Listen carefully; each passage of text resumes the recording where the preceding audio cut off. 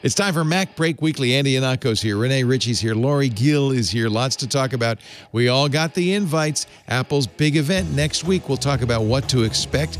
Apple's quarterly results are out, and it looks pretty darn good, even though iPhone sales are no longer driving the entire company.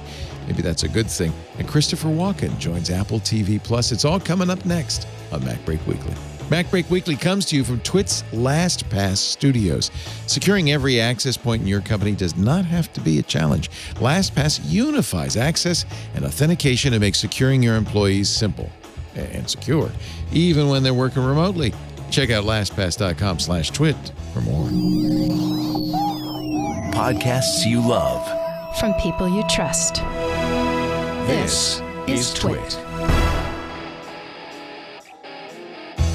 This is MacBreak Weekly, episode 738, recorded Tuesday, November 3rd, 2020. Shaking the Money Tree. This episode of MacBreak Weekly is brought to you by Peak Design. They just launched their 10th campaign on Kickstarter. It's called Mobile by Peak Design, an ecosystem of cases, mounts, and accessories to make your phone a better tool for everything you do, including the new iPhone 12. To learn more, go to peakdesign.com/twit. And by Worldwide Technology. You need to maintain your critical operations, and you've got to keep your employees safe while doing so. From idea to execution, WWT can keep you up and running and help you plan for the future, working with you every step of the way. Contact WWT today to request a consult at wwt.com/twit2. It's time for MacBreak Weekly, the show where we cover the latest news from Apple. And there's news from Apple. Hello, Renee Ritchie from youtube.com/Renee Ritchie. I'm dancing because there's actual Mac news. Not just Apple news, but Mac news for us to break. Macintosh news. Very excited. So excited. And you are, it's sweater weather now in Quebec, I think. It was -5 Celsius yesterday, and I actually had to turn I told Lori I wasn't putting my heat on. I think she gave me a massive internet eye roll. So. Yikes. That's Andy Iannacco chortling away there. Andrew is with WGBH Boston and, of course, Iannacco.com and a regular on This Here show. Hello, Andy. Hello, and I'm kind of with you, Renee. Like I had my first really cold night just a few nights ago, and actually it was Halloween night, and I was up until 1 a.m. watching scary movies, and then I realized that I could actually see my breath in the room. Which was great for the Monster Film Festival. Then I realized that no, it's because it's 30 degrees outside. You have not turned the heat on in this drafty old house. And then I proceeded to turn it on in my bedroom so high that by the next day I turned it down, but not after getting some bread dough ready, because it was the perfect temperature for proving bread. Also with us, ladies and gentlemen, I don't know if she's baking, but she is hot. I'm sorry. That didn't work. That did not work. Yeah, I'm just going to go home now. I was trying for a segue. That was not it. It's Lori Gill, managing editor at iMore. Hello, Lori. Hello. And I totally get both of you. You're so cold. I was so cold on Halloween 2. I was outside watching a movie in the middle of the night. Yick. Oh, gosh. Sorry. Oh, my goodness. There's snow on the ground right now, Lori. Thank you. It was 48 degrees, right, Lori? I mean, it was freezing. It was cold this time of year for us, but we stayed outside watching movies. Yeah. It was 82 yesterday, but I think there's a cold snap coming. It's going to be down in the 70s later this week. Yeah. We left the door to Winnipeg open. Sorry. We'll close that right. There's a draft coming from north. I would have come up with some sort of retort about weather in California, but most of it involves weather that creates huge, immense natural disasters with losses of life, and so that's nothing to joke about. So yes, you're right. Yeah. You're right. It sucks to live in a cold climate. Well, point scored. It's not burning. That's always good. Surprise! John Prosser was wrong. We're gonna have to lower his score a little bit. The next Apple event will not be on the 17th. It'll be on the 10th. And the invitations have gone out. They went out yesterday to avoid today's election. This makes a lot more sense to me. You don't want to wait till practically Thanksgiving before you announce anything. I love the title of the invitation, One More Thing. And it is a picture of the Apple logo with the beach ball behind it. Okay, maybe not the best choice of colors, but there's something coming out of its mouth. It looks like a projector. Kind of. I don't know. It's a breath weapon. If you play D&D, that's a breath weapon. But it is the case, in fact, that the virtual reality of this, or augmented reality of this, kind of teases a little bit better. Here is from Neil Seibart. You project it onto a nice wooden table. Earlier today, oh, look at that. That's cool. Yeah. Earlier today, Micah Sargent put it on a laptop itself. It does look like an opening laptop, doesn't it? Yeah. It's a lid. Don't look at it, Marion. Close your eyes. All the color coming out, glowing around it, and then, the beach ball. You can almost hear that chime. Bong. Yeah. So we've actually seen a number of kind of confirming rumors around. Well, first, the beta of Big Sur 11.0.1 developer beta had references to 3 unreleased Macintosh computers. Bum, bum, bum. Bum, bum, bum. And now Mark Gurman kind of confirming that in Bloomberg. I love his lead. Apple's 15-year relationship with Intel Corp will officially begin to unwind next week when the new Mac computers are revealed. It also makes it sound sad. I just wish that they could have made it out. They're like Bert and Lonnie, you know? So apparently, that lamp ad from IKEA. Foxconn is building 2 13-inch laptops, and Quanta Computer, which is built, does it build some of the Macs? Yeah, they tend to diversify their products. Okay. They're building a 16-inch MacBook Pro. So the rumor is 2 new 13s and a 16. One of the 13s will be a MacBook Air, not a MacBook Nuttin. And they'll all have Apple Silicon, obviously. That's the whole point of this announcement. Do you all concur? Does that sound reasonable? We were thinking it would be a laptop, but 3. I'm thinking 1 available right away and then 2 later. Maybe not till next year. Love to Dream said 13-inch and then came back and said 13-inch times 2. So, but didn't say anything about a 16-inch. Yeah. Mm-hmm. No, I like this rumor because all along I've thought that the best way to show off like immediately the advantage of Apple Silicon would be extended battery life on a mobile device, right? Because they are, if there's one signature that they've been working on ever since the first time they built their own chip for the iPhone, it's how do we tune all the hardware to make sure that we get the most battery life possible out of the smallest possible battery. I'm disappointed. So, yeah, I love this. I'm disappointed because Gurman says, beyond the processor switch, the devices will not have significant design changes. That's normal, though. I mean, because when Steve Jobs did the transition from PowerPC to Intel, they didn't do any changes. They were literally identical devices.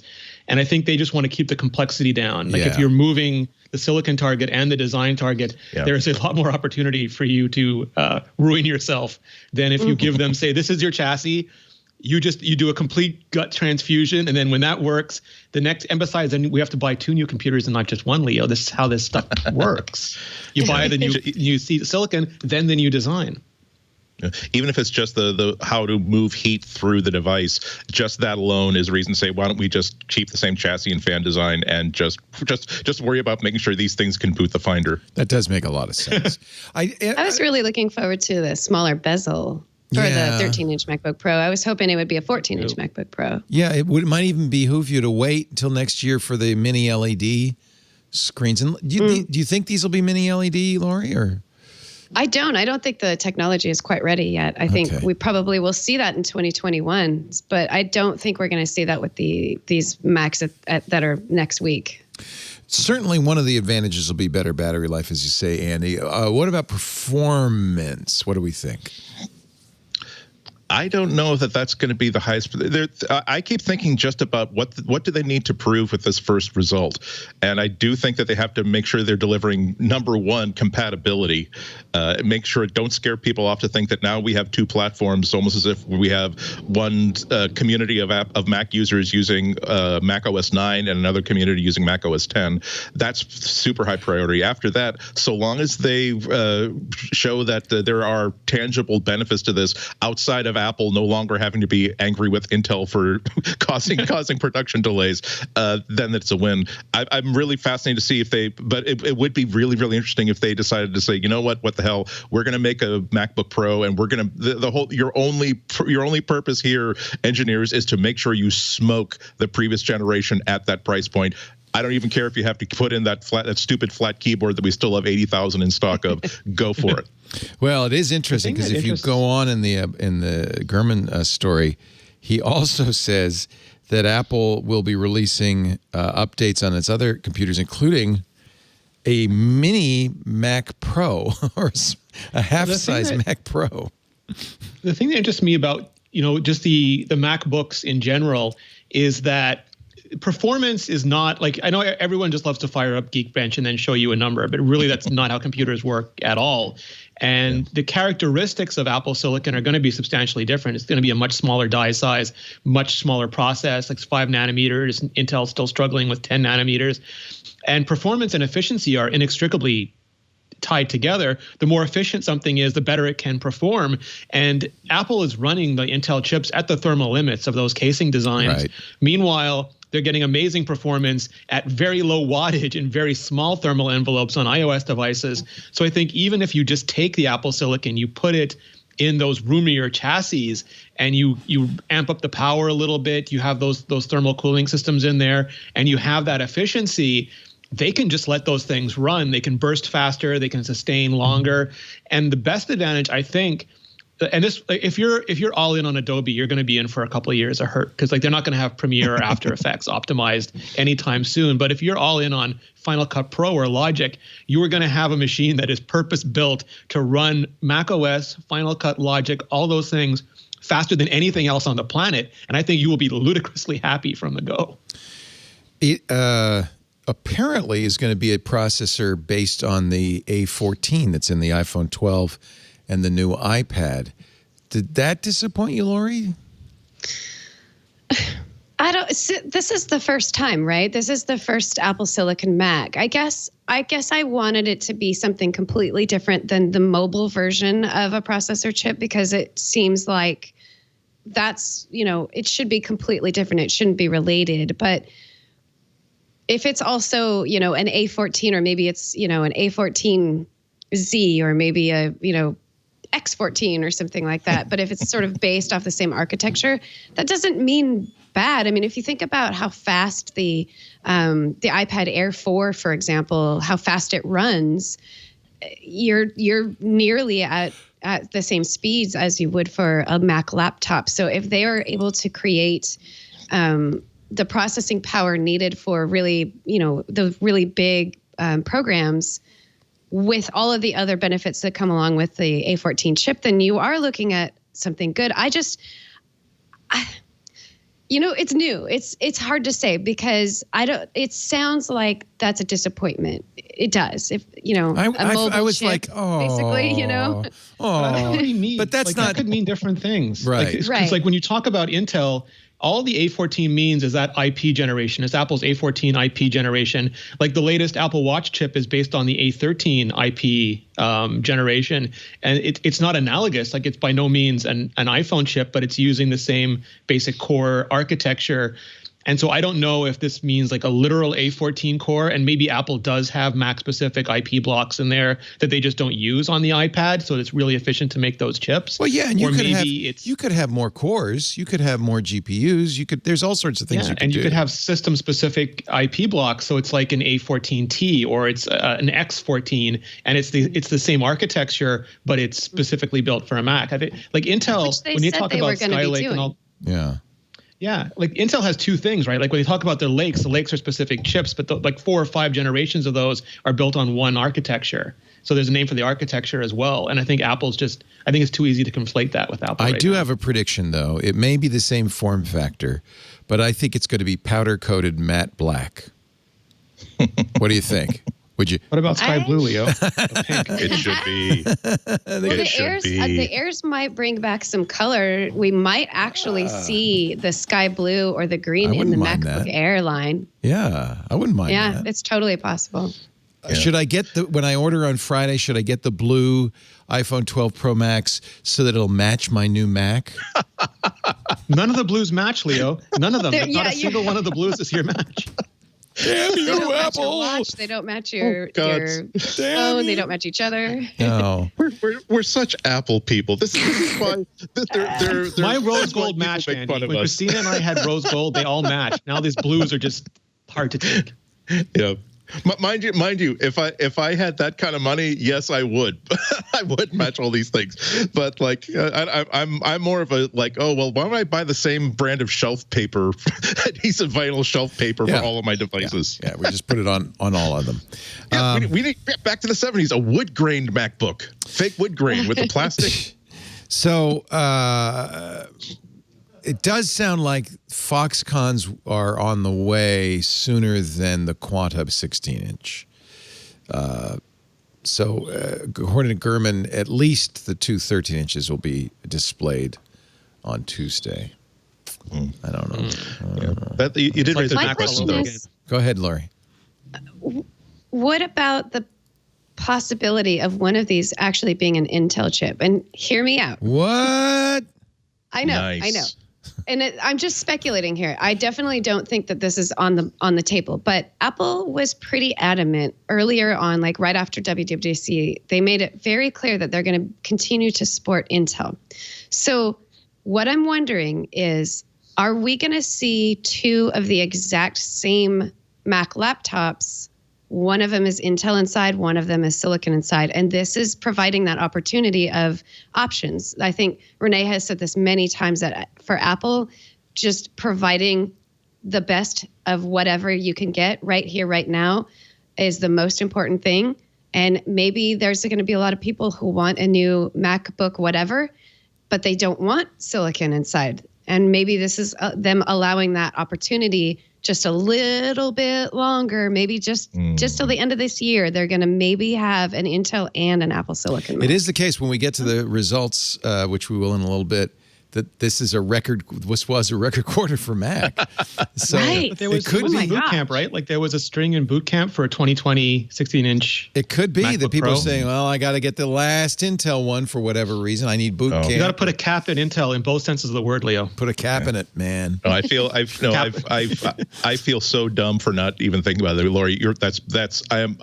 I so like that idea of Apple making a top. They're kind of what will probably be unannounced, their last top end MacBook Pro running on Intel, because there's so much software that if a downtime or a stutter or anything, losing 2 hours is like losing thousands of dollars for a lot of the people who buy these top end machines. I could totally see Apple saying, we've got we're going to scare some of you. We're going to thrill some of you. For those of you who are thrilled, here's our new Apple Silicon MacBook. For those of you who are scared, we'll still take $3,000 of your money for the latest generation Intel.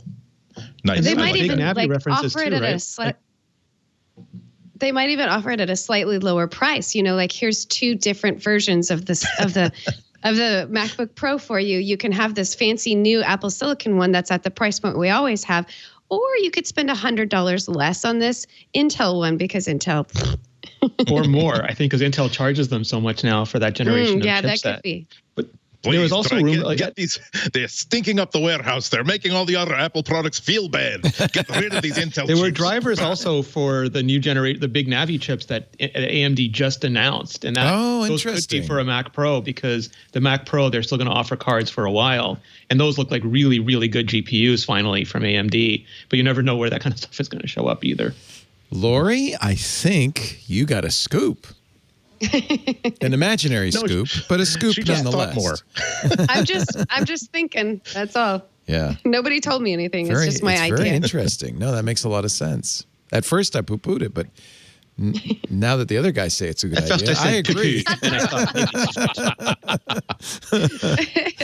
Well, I'm proud to have piggybacked onto somebody else's superior thinking and intellect. You all outvoted me, I'll tell you. So I can't wait. I mean, I don't know about anybody else, but I can't wait. I mean, it's not even a question. I will buy, probably if it's an Air, I'll probably, because I have the 2020 MacBook Air, or is it 2019? I have the most recent MacBook Air, so I would love to have a head-to-head comparison and see. Do you think Big Sur will come out on the 10th as well? 24 I hours, think developers. You got 24 hours. Yeah. Well, I think they've held off this long, so they're probably going to release it the Monday or Wednesday before. I think it's actually the Wednesday before you can pre-order, or like the pre-orders actually are available. That's what they do with the phone typically. So Yeah, if the pre-orders are exactly. Friday, they'd put it out the Wednesday before, which Yeah, would be or one day Wednesday for before. developers. Sorry, developers. Could be one day.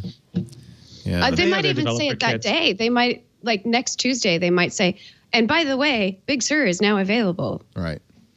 They've just don't know. They've done that sort of thing. They also may not say orderable Friday. They could say orderable today. They could also say orderable December 10th. We just don't know, right? What they're gonna say. Arriving New Year's Eve. Yeah, I mean, Five of them. when they announced the Trash Can Mac, I know that they announced it months before you could get it, right? WWDC. Yeah, and then it shipped, I think, in December, and one run off the Texas plant got out, I think, before Right. New Year's. I got it. That- I mean, I that got it counts. in January. Yeah. Yeah. Also, they only said that they would ship Apple Silicon by the end of the year. They didn't necessarily say that everything that we announced that uses Apple Silicon will ship this year. So long as they get 12 MacBook Airs with baling wire and hand soldered connection in the middle working, it runs on AA batteries, they've met their promise. Well, it's a very exciting time, I must say. Isn't it? exciting Well, again, yeah, Leo. for It's for exciting. many reasons, including Mac. I for one, am glad to have something to take my mind off it. Yeah. I now know when It I go came- to bed tonight, I can be thinking about a new Mac instead of anything else that I might be. The obsessed announcement with. came out of nowhere and was just an absolute pleasantry. And it's only a week from now, like a week from today. Woohoo! We're gonna hear about this. We barely had to wait. It's so exciting. So exciting. Yeah, it's kind of like when, what was it, Apollo 8 circumnavigating the moon on Christmas, like at the end of a really terrible year, 1969, and everything. Oh, thank God! Thank you, NASA. You saved 1969 for us. There are other invitations that went out. If you're a developer, you might have gotten this. Get your apps ready for Apple Silicon Macs. Note, by the way, lowercase s in the Silicon. So we now know that's not the name of the product, whatever it is. Yeah. So that may be something else we learn next Tuesday. But get ready for Apple Silicon Macs with one-on-one labs. They're inviting developers to. Are they going to go to Silicon Valley? No, they'll be like FaceTime calls, right? You can request an appointment WebEx. with Apple. Yeah. You have to have the developer transition kit first. So you don't expect a laptop under your chair. Still, this is getting there. Will they? There was a rumor they might offer a test flight for Mac at the same time. That'd be great.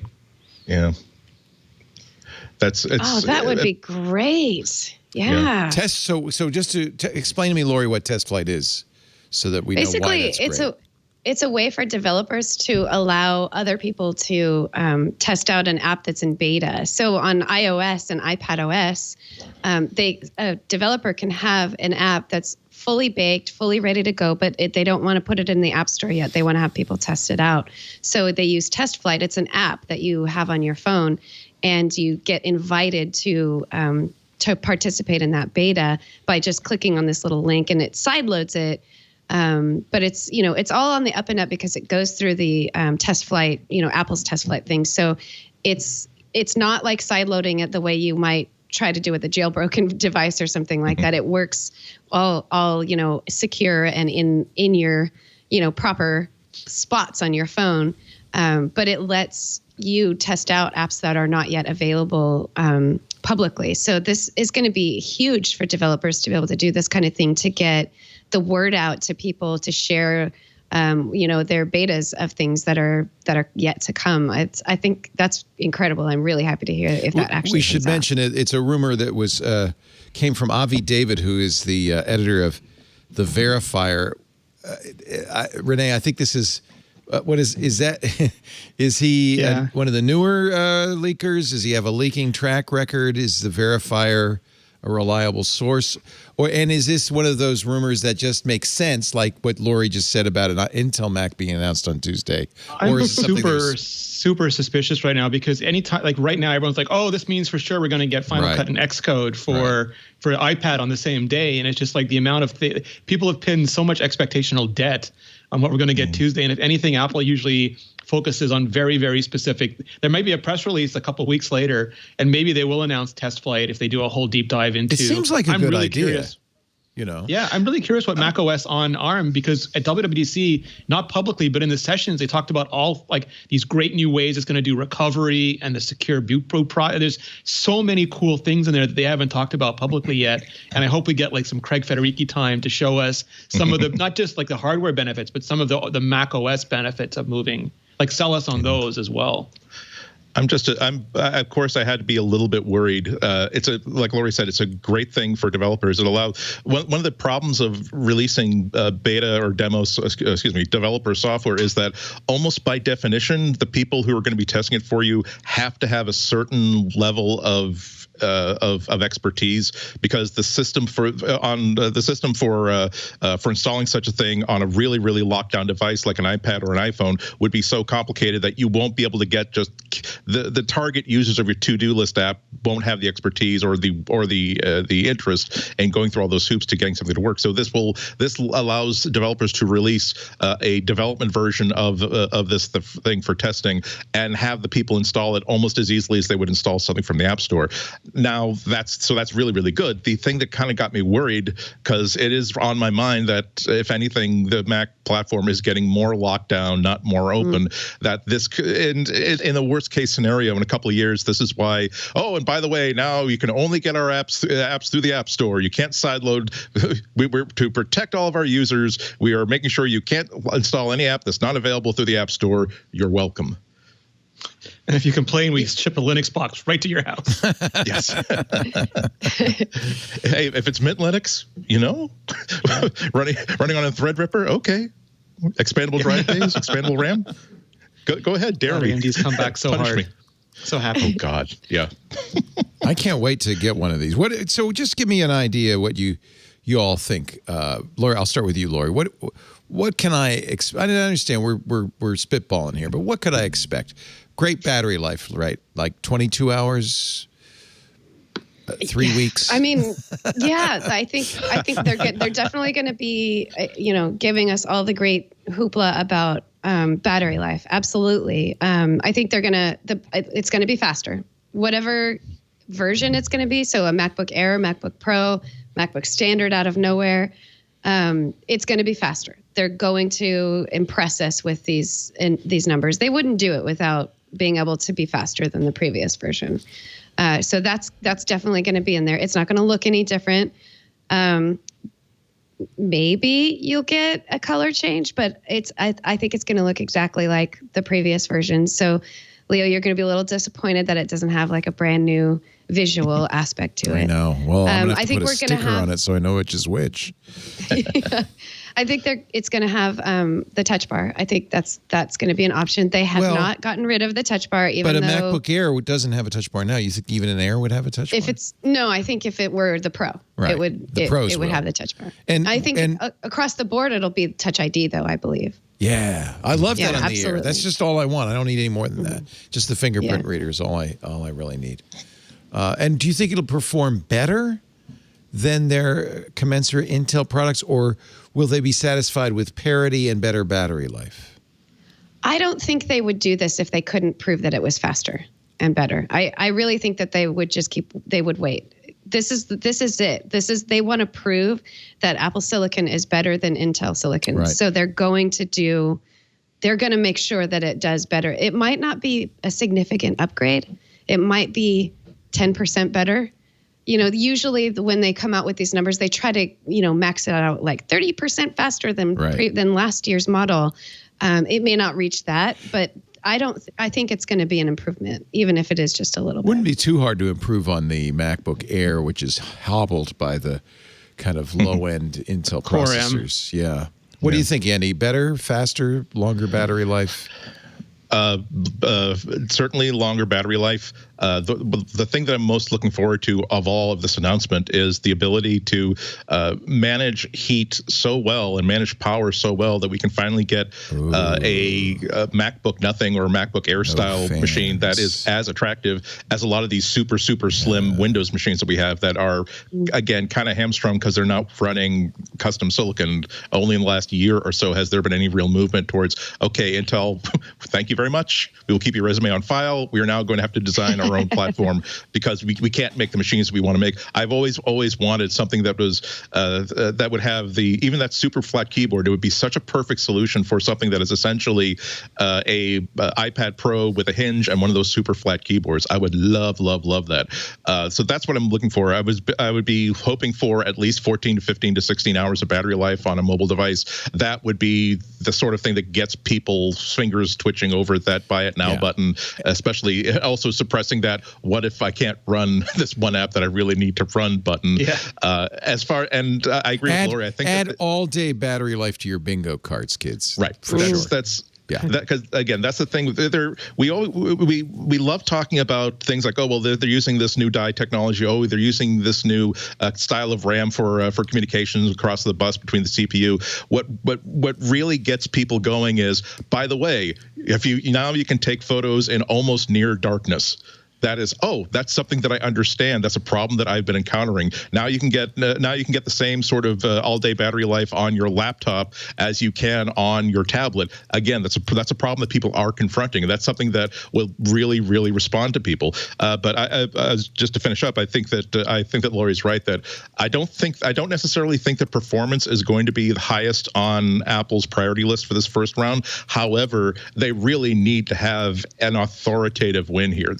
They can't allow anybody who's not a bozo who takes a look at this and offers their opinion to say, yeah, but you're trading off performance, or you're trading off, you won't be able to use this kind of an accessory with it. I think that so long as they can say that, no, we set our, again, oftentimes I think in terms of what do they want to put into the slide deck? What do they want to put into the script for the presentation? And I can see that line. And not only is it just as fast as Intel Silicon, it is wipe dissolve 30% faster than the equivalent hardware we would be designing on Intel. So yeah, I would expect a speed bump, but nothing that is actually shocking Wrath of God style speed bumps. So add all-day battery life 30% faster to your bingo card.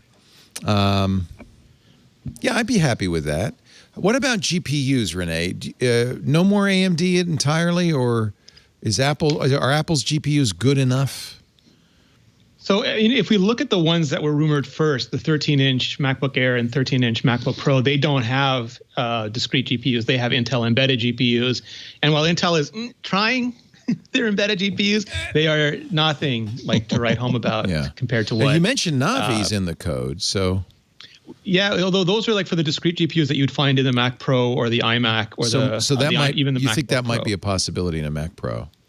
I don't know if Apple was Pro. very clear when Johnny Cerrugi announced the transition that they were going to be using SoCs, a family of SoC systems on a chip. So that's the so GPU it's not like too. a buffet where there's like a bunch of different. Yeah, it's like it's a sandwich. Yeah. Where like maybe the RAM won't be on the SoC because they've done separate RAM on iPads before, like an off-board RAM module. But this is where I have so many questions. Like, it's universal memory. The GPU and the CPU shares memory, and that's fine when you go up to a certain size. But if you want to advertise 64 gigabytes or a terabyte of RAM, like is that really an SoC model, or do you have some brilliant or horrible way of like segregating some of the RAM off just for the CPU? Like on one side, like technical Renee is super interested in the implementation details, but like someone who needs to get work done, Renee, like who just needs Final Cut, because I hate benchmarks. What I like is time to completed work. Right. For me, ingesting footage to uploading my video, make that faster. That's a real number. And I think that, and I think that's what Apple's going to focus on, because they're very good at not talking about things that makes them look bad and really good at talking about things that makes them look good. And I think they will avoid direct comparisons by showing the advantage of the integrated model. Like they're making everything from the silicon to the apps for Final Cut and for Logic and all of that. And that'll just be a massive accelerator. Like it doesn't have to be for general computing, I don't know if it'll be faster than Intel. I don't even know if they'll talk about general computing. I think they'll talk about hypervisor and emulation and how fast that is. And then I think they'll talk about just how fast it can run dedicated Mac apps. And that's faster than anything else in the world. It's almost like the PowerPC to Intel comparison in the past. It's just we're picking our race, and we're the winners in that race. Yeah. Jumper in the chat room says, will the GPU be based on ARM's Mali design? But don't they do their own GPUs? It's custom now. Yeah, it was It's Imagination, and now it's all yeah. Everything. The neural engine cores are custom. They got a really good team now. What about, here's a thought, LTE? What about, or even 5G? Hey, Verizon can give them some more money. What about 5G in these things? Expensive. I don't think so. No, because you still have to go to Qualcomm if you're going to do that. Maybe down the road if Apple could put it in the SoC. For a $3,000 computer. It's $120 for an iPad. What would it be on a $3,000 computer? Right, right. But I don't know. It depends on how fast 5G becomes a real thing. How many people are buying the LTE based iPads versus say, I got an iPhone, I'll use that as a hotspot. There's something about having the modem actually inside the device where you open the lid and you're simply connected to the internet. That's another one of those things where, wow, that's a feature that I will pay $150 for because it is a practical benefit. And Apple can also sell it as kind of like the way that Verizon has been trying to sell this as a security feature. Actually, I'm sorry, no, actually, Apple did sell this as a security feature, saying, and no, you no longer have to try to trust Wi-Fi hotspots thanks to Verizon's amazing mmWave connectivity. So yeah, I could definitely see them offering that as an option. Although you're right that I'm not sure if that will have that might have to wait until Apple is confident they can build their own 5G chips and not have to kowtow to Qualcomm and spend that extra money for that license. There's also like a much higher expectation for working on your computer, and 5G isn't really that great right now in the wild, like as a general everywhere kind of thing. And if Apple's going to have this thing that has 5G support, but it's not very good, people are going to be really upset that they don't have a better user experience. So I don't think Apple is going to do something like this right now. I think they're going to wait until the infrastructure is better before they add something like that, because they want to make sure that the user experience doesn't negatively affect the product itself. Because people are going to say, my Mac runs so slow. They're not going to say, it's the 5G network, so they're going to wait. Battery life was good. Yeah. Yeah. Although I totally agree with you. I will, however, note that Apple was, I think, the first major manufacturer to go all in on Wi-Fi, even when before Wi-Fi was the thing. I think did they actually also introduce the base stations at that point, so you could have your entire solution inside your office. But that was the Jobs era. That was a long time ago. It's a totally different world, totally different Apple. So. They're very fast for Wi-Fi. Like they got Wi-Fi 6 immediately, and then not fly. Like they seem to really embrace Wi-Fi technologies rapidly and be really conservative about cellular technologies. Yeah. I'm excited. I'd love to see it, though. It'd be great to just never have to worry about it. I'm going to polish up my checkbook. Leo, what do you want to see? What do you expect? Well, there's what I want to see and what I expect is very different, right? True. I did want a matte black 16-inch MacBook Pro, but Vanta black. I do have to. Yeah, Vanta Pacific black. Blue? Exactly. Yeah, I do have to point out. Well, Pacific Blue might be a second choice. I do have to point out that remember when the i9 16-inch came out and the guy had to put it in the freezer.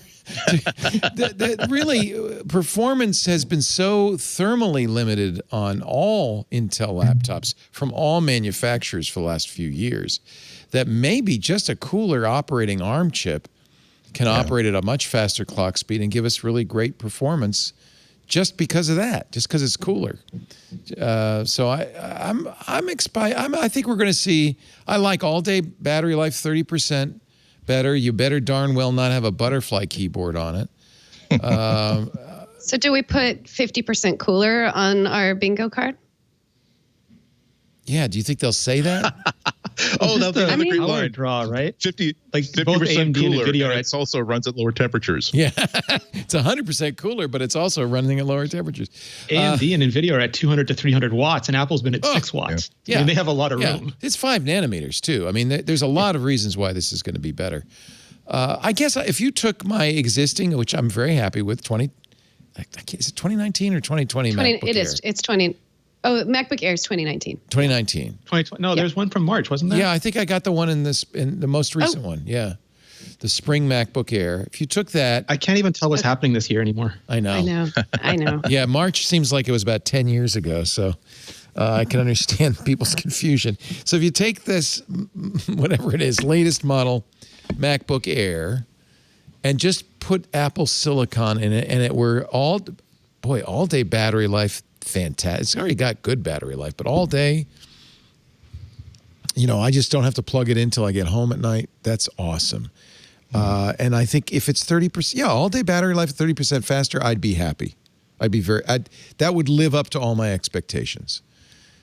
Compatibility is going to be a big question mark because I would love to take what's on my MacBook Air and move it over, but will everything work?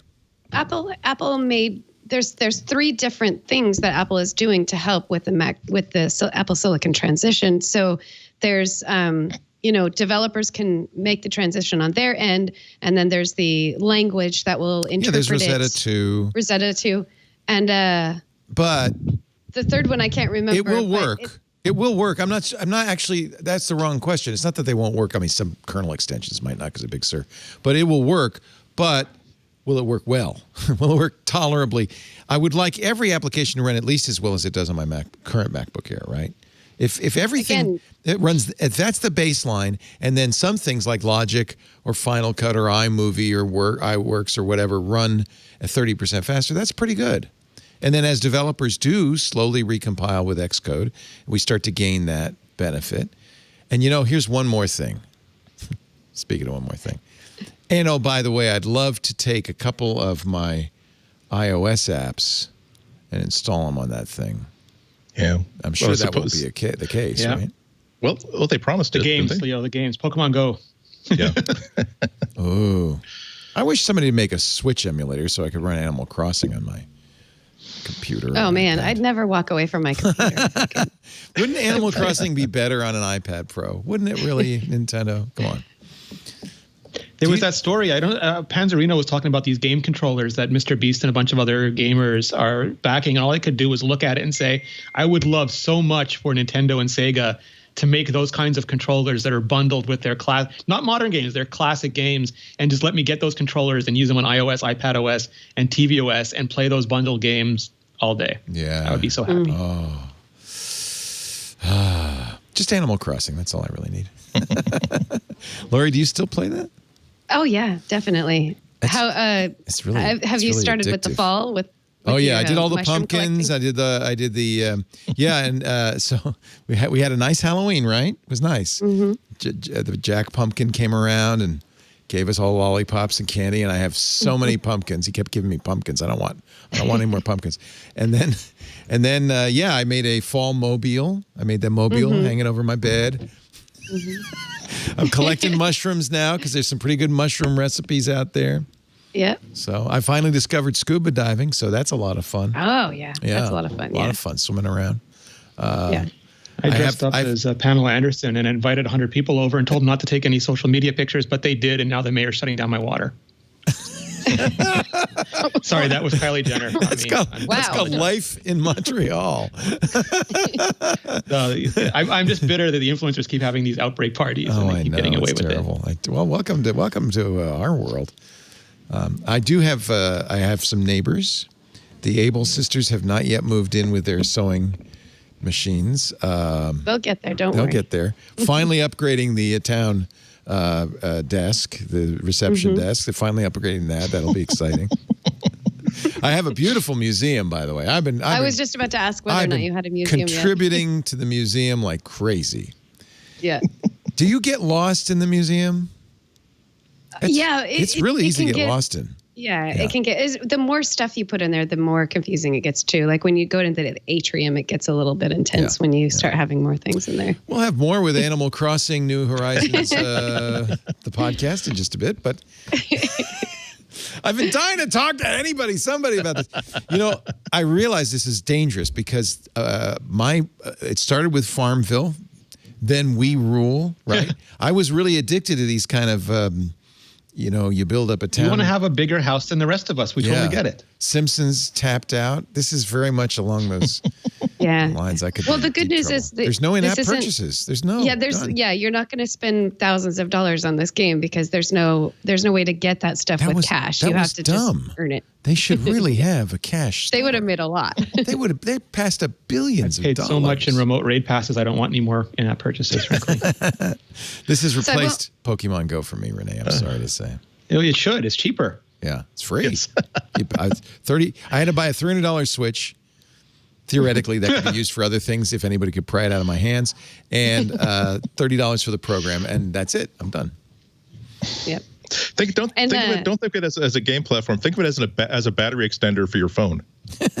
You know what it really is? It's kind of pathetic, and I realize why it's popular. It's probably Japanese because they have small apartments. They don't have. It's really all of the energy that you would put into decorating your real house and your real environs you put into this virtual thing, right? Yep. Yeah. It's true. Painting the walls. Yeah. There was a terrific video on Polygon where David Brian Gilbert, who's just brilliant, used one of the emulators to make his life better, and he would just follow the character as a way to test how to make his life better. But the character kept starving to death in 2 days. Oh. So, but he would the nice thing about Animal Crossing. There's no death. It's very pleasant. Have you been bit by a tarantula yet, though? No, I got stung by wasps a few times until I figured out how to stop that. Selling turnips. The turnip. You know about the turnips? Oh yeah, the stock market. I read iMore, Leo. The stalk market. So okay, I got a question because I bought some turnips. Mm-hmm. They were $109 each. Mm-hmm. But the stalk price goes up and down. I thought, I'll just wait till Saturday and sell them, but you kind of have to time it. Is there any way to know? There's some amazing. Actually, I'm going to make your life so much better or so much worse right now. I bet there's a stalk market app or something. There is. So I use an app called Animal Crossing Travel Guide. Oh, geez, you can find it in the App Store. So maybe that's my pick of the week this week for you because not only does it incorporates another service that is called let me see. I want to make sure I get the name of it. Yeah. I think it's called Turnip Profit. So Turnip Profit. That's the program that is within the travel guide. And so when you use Turnip Profit, so you don't have to have the travel guide, but I really think you should get it because you can track all of your collections, things that you're collecting, bugs and all that stuff too. So it's really, really good. So but here's what I've been using, the ACNH Turnip Calculator. It looks like it's using the same data. So what that's doing is it's giving you an estimate based on last week. It's based on last week. Based on last week. Okay. Yeah, and based on what you paid for it. Yeah. And it estimates, and it's pretty darn good. It estimates the predicted highest value of your turnips. So, I think, what is it saying? It's saying that Wednesday morning looks like it might be your highest. This is beautiful. This is price. So amazing. Is this amazing? Yeah. I can't even believe. And this is translated into 20 different languages. But we can't get messages on Android. I ask you. This is all people who are like, they're doing it for the love of the game. They're like, obsessed. They don't charge money for most of these things, or if they do, it's more of like hey, if you want to donate. It's pretty amazing the work that goes into that kind of stuff. It's really incredible. Can I say that I gotta buy a Switch now because this is like the third or fourth year in a row that I'm the only one who's like not a real gamer, and every time I love listening to you guys talk about like how much you're enjoying games, but I always feel like I'm in the house listening to like the kids outside playing stickball, but my mom says no, you have your hammered dulcimer lesson in 2 days, you have to practice. Actually, I have a marimba in my house, so but if they're ever is a hammered dulcimer, I'll get it for you, Andy. we should duet. It'd be cool. We could FaceTime it. I finally got a music room, Lori, so I'm putting my electric guitar, my amp, and my my marimba in there. And people would think that I actually have a music room, but I don't. Have you actually tried? It's a virtual playing them. You can play the marimba. Yeah. It's pretty great. Some pretty awesome, fun things in there. I just got my keyboard out of storage and I'm playing again after not playing for 5 or 6 years because we're at that stage in social isolation where it's like, what else do I have in my closet that I used to enjoy but kind of forgot about that I should probably pick up again? Yes. I think that's the problem with this game is always going to be associated with COVID-19 for me, which is probably not a good association. Lori, we'll talk. We'll talk. I need to get everything you know. I need to. And apparently Anthony Nielsen is also a player in our, because if you got the Able Sisters, you can get a Twit hoodie. He's put a Twit hoodie in the. How cute! Yeah, tell him to put up his the code for it, and I'll go grab it in the store. Put it in Slack, and I'll tell everybody at the end of the show, Anthony. Our show. What I realized, because I'm on Reddit. And I joined, of course, the Animal Crossing subreddit. What I realized is there's all these people in the Animal Crossing subreddit posting their costumes because they dressed up as characters from Animal Crossing. And to a person, the lament is nobody knew who I was, but I really enjoyed making the costume. Because and so I realized the world has entered this new phase where everybody is in hyper narrow niches that do not interconnect. It used to be when I was growing up, you watched Johnny Carson, the next morning you all talked about it. Not anymore. You got to find, Lori and I find each other and we talk about Animal Crossing. Andy talks about his hammered dulcimer. Renee, I don't know what he's talking about, something about parties and I don't know. Did that actually happen in Montreal? A lot of video codecs now. No, it wasn't in Montreal. It was in Los Angeles. It was a bunch of influencers who wanted to have a 100-person party without anybody finding out. So they said, please come, please take photos, but don't post any of them. So, of course, everybody posted pictures of the sign saying don't post the pictures. And then they all got caught. Yeah. They all got caught. Good. That's fair. We're seeing such a great test of social influencing because now this is like the third or fourth time in recent memory that in Boston they had to go back down to no in-person classes and specifically because this person had a Halloween party with 40 people in it and it caused a micro spread, and now thanks to you, Joshua K. Wilson of Circle Drive and Mattapan. But you know what? No one complains that they're shaming him, do they? We're all just as angry. It's something to do. It's something to do. Shaming people, it's something to do. Normally, when we do an ad for a product, I have the product in hand. I can say I've been using it. This is not an example of that. But I cannot wait to get the new Peak Design Mobile. I've already ordered. I ended up ordering the whole kit and caboodle. Peak Design, I'm a huge fan. I do have almost all their other products. The last Kickstarter they did, this is their 10th Kickstarter campaign. Last one they did the travel tripod I fell in love with. I love it. It's my best tripod. I have Peak Design camera straps, Peak Design bags, Peak Design tripod heads, everything. It's all Peak Design all the time. Now they're getting into mobile, and I cannot wait. It's an ecosystem of cases, mounts, and accessories to make your iPhone or any phone a better tool for everything you do. From photo and video creation to bicycle and motorcycle riding to working in the house or the office.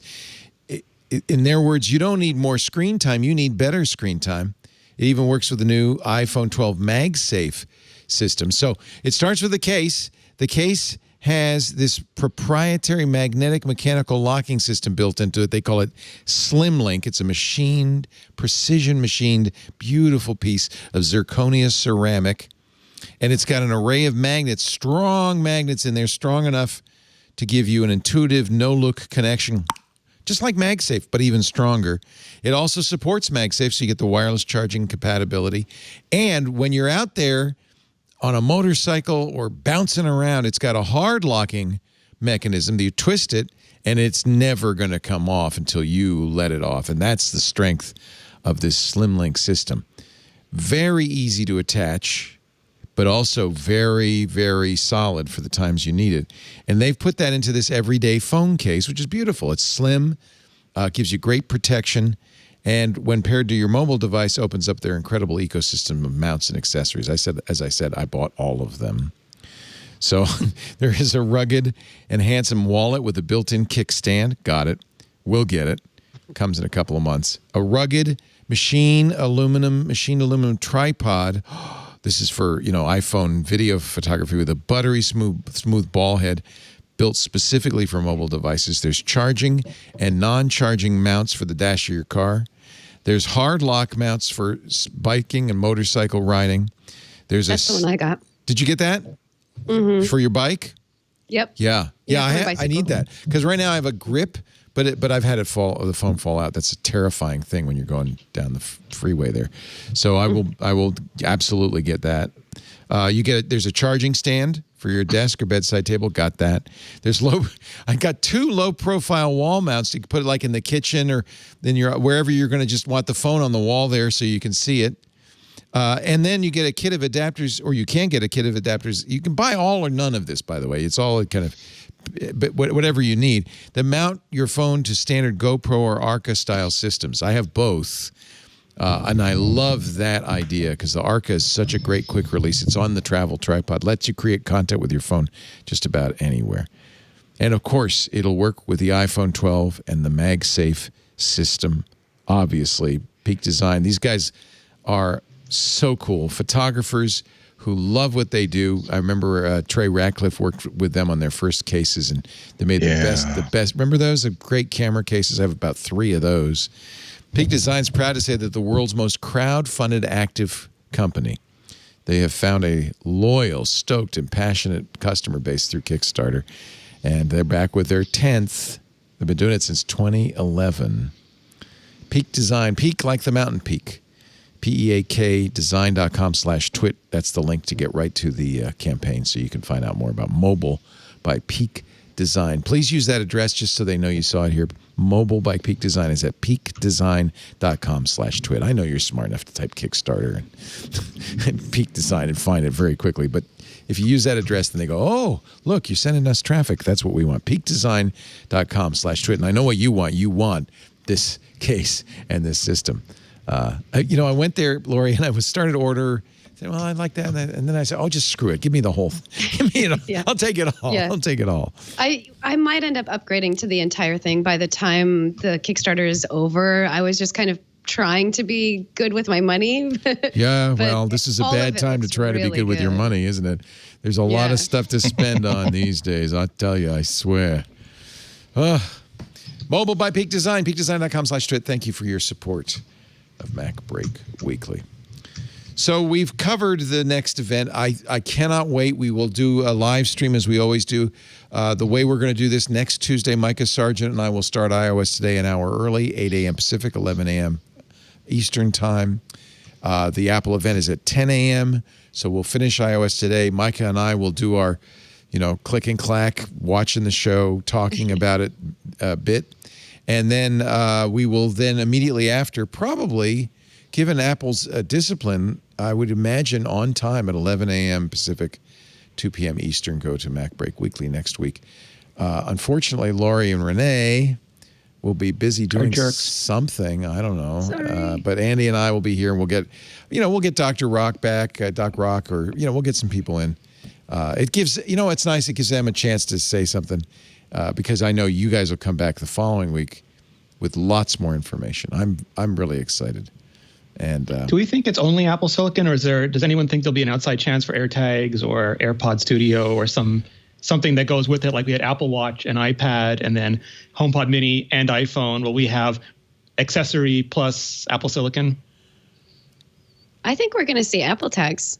Really? I do. Really? I do. I think there's all these rumors that say that it was postponed, but I think this is it. I think this is the time because now everybody has the new iPhones.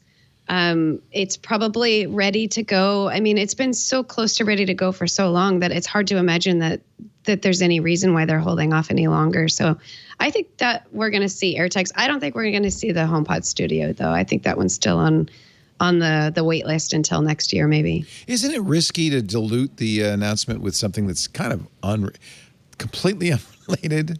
Like HomePod Mini so. and iPhone. Well, that's true. Yeah, But that was a Siri thing. Yeah, like if the AirTags were ready, they should have done it on the last one.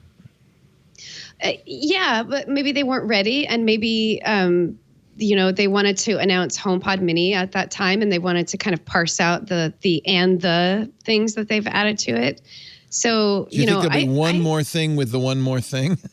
Like, yeah, here's another one more thing. I think it's going to be AirTags. All right, I do. Yeah, All I'm right. going to put my 50 cents on that one. Okay, get that bingo card ready. AirTags. Yeah. I learned never to bet against Lori.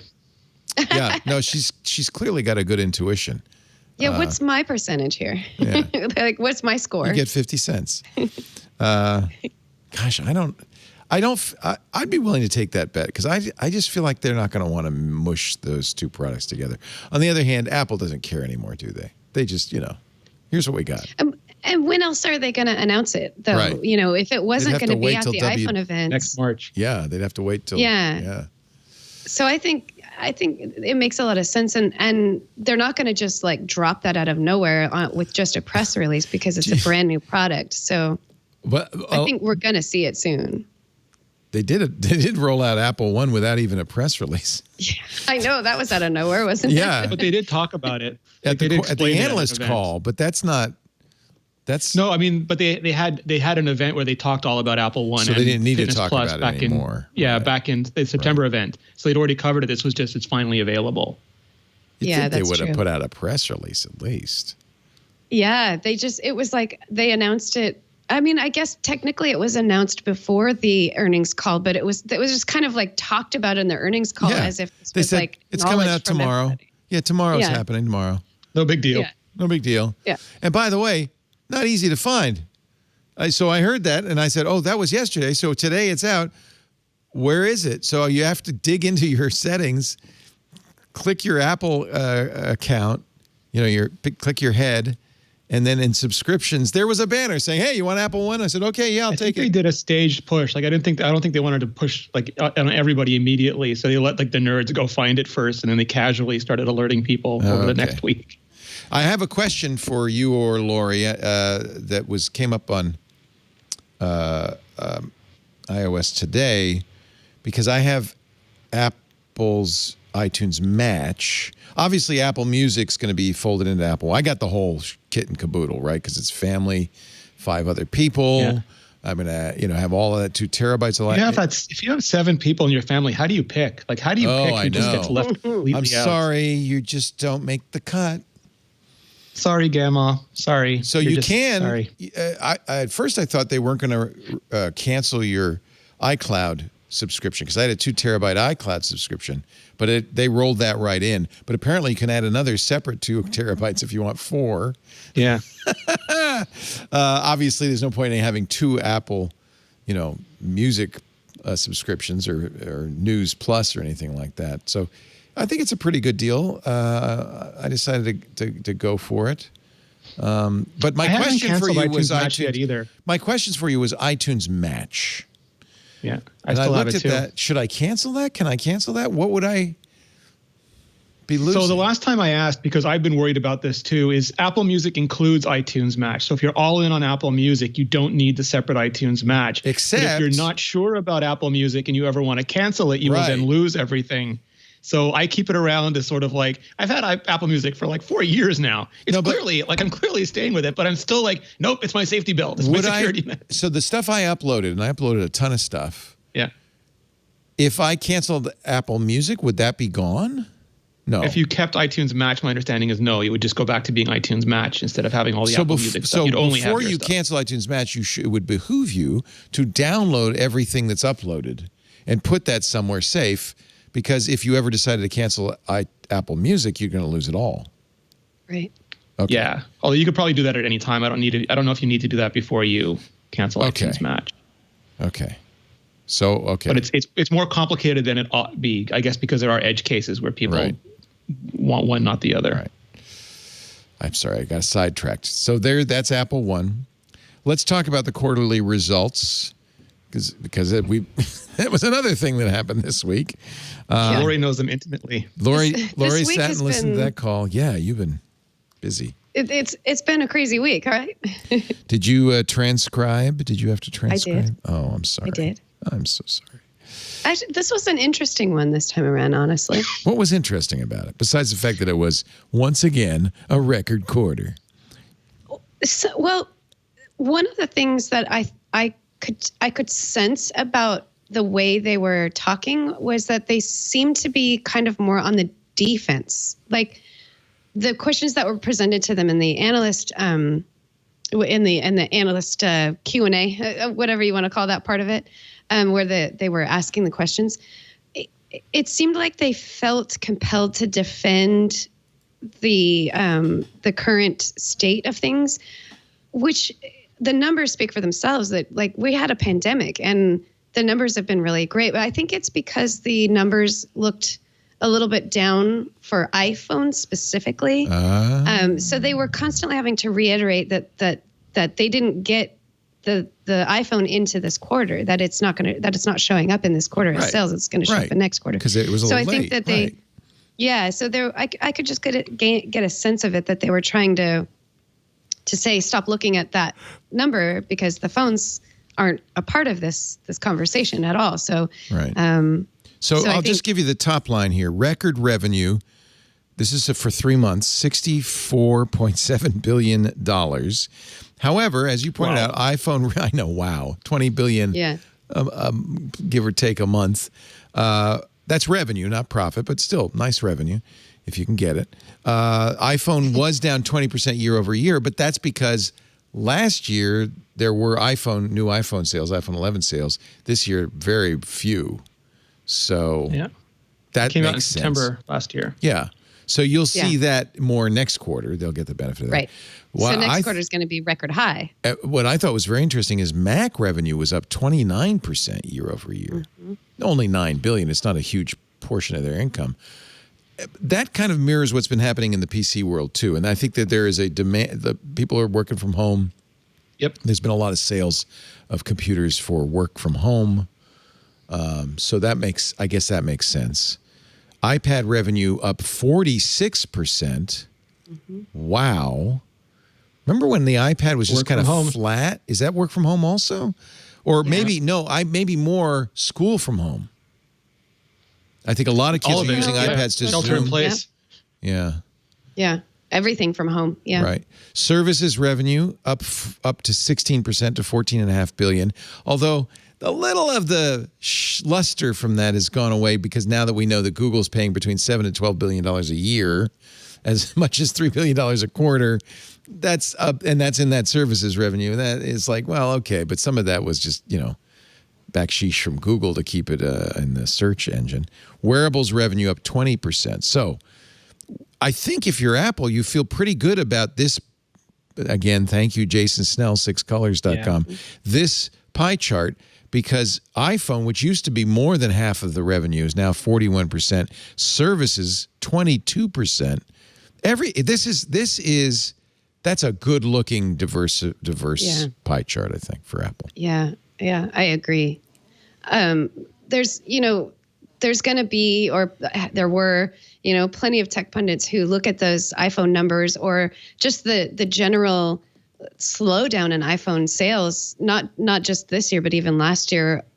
And Apple just said, okay, we see the writing on the wall and we're going to make some changes to make sure that we are still hugely profitable. And you look at that pie chart and you see how that's spread out more broadly. Yeah. And that's exactly what they should be doing. Right. You don't want to put all your, it was dangerous for the iPhone to have so much of their revenue category.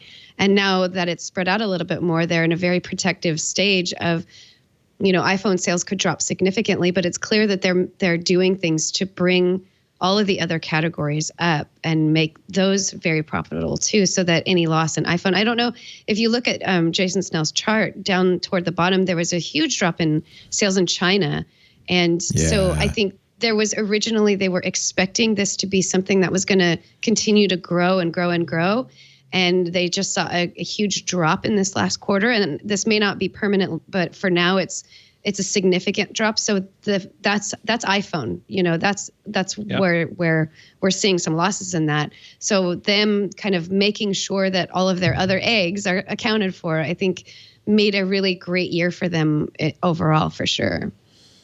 China, some of that is patriotism, right? In response to tariffs, to the blocking of Huawei. I think Huawei is now the number 1 or number 2 phone company in the world because... And also just no new phones, which is bad in the Chinese market. Right. Yeah, I mean, we can applaud that pie chart. It probably won't be quite so balanced next quarter with iPhone 12 sales. But I think Lori has a really good point there that Tim Cook, he is renowned for being a logistical genius, but the way in which he's been able to position Apple through all of this, through huge ups and downs, they had to restate earnings once, and he's had to deal with saturation in the but just the way he's steadily moved Apple's businesses forward, never sort of dragging anything, but using everything as a point to push off more things and building services on top and getting everything just glued together. So it's really enticing to buy into Apple's ecosystem writ large. I think it's going to be looked back as one of the best, one of the cleverest eras of technology building of the last decade. No one doubts at this point that the emphasis on services was the right thing to do. I mean, the services growth is very steady, quarter after quarter after quarter. In fact, the biggest... And wearables, which builds on iPhone as well. Yeah. Yeah, it's a nice flywheel. 1 billion phones now. It's a nice flywheel. Yeah. Let's see. I'm just going through the graphs. Total revenue, as we mentioned, $64.7 billion. Not a record revenue. I mean, those iPhone quarters are better, and that's probably what we'll see. Profit, $12.7 billion. Pretty good for a Q4. It's one of those things, though, where like if you had said like Apple be having this revenue without the iPhone a few years ago, people would have thought you were mad. It's like saying Google would have record revenues without search, or Facebook would have it without advertising. It's a pretty amazing ability to shore up your core business when that business isn't aligned with massive earnings any particular quarter. Next quarter will be one of those peak quarters that we're seeing on this chart, where it's that's the iPhone quarter. So it'll be interesting to see if how much iPhone still is important to them. Revenue change only up a little bit. This is I think the most interesting one. Percentage revenue by product line, and you can see the services and wearables and Mac and iPad all growing. iPad a little less, but everything else growing. And iPhone, instead of being 80% or 60% of the revenue, is really starting to be just a equal partner without hurting overall revenue. It's becoming the platform everything else is built off of, which is a good position for it to be in now. So anything else to glean? You listened to the entire analyst call, Laurie. Anything else from Luca?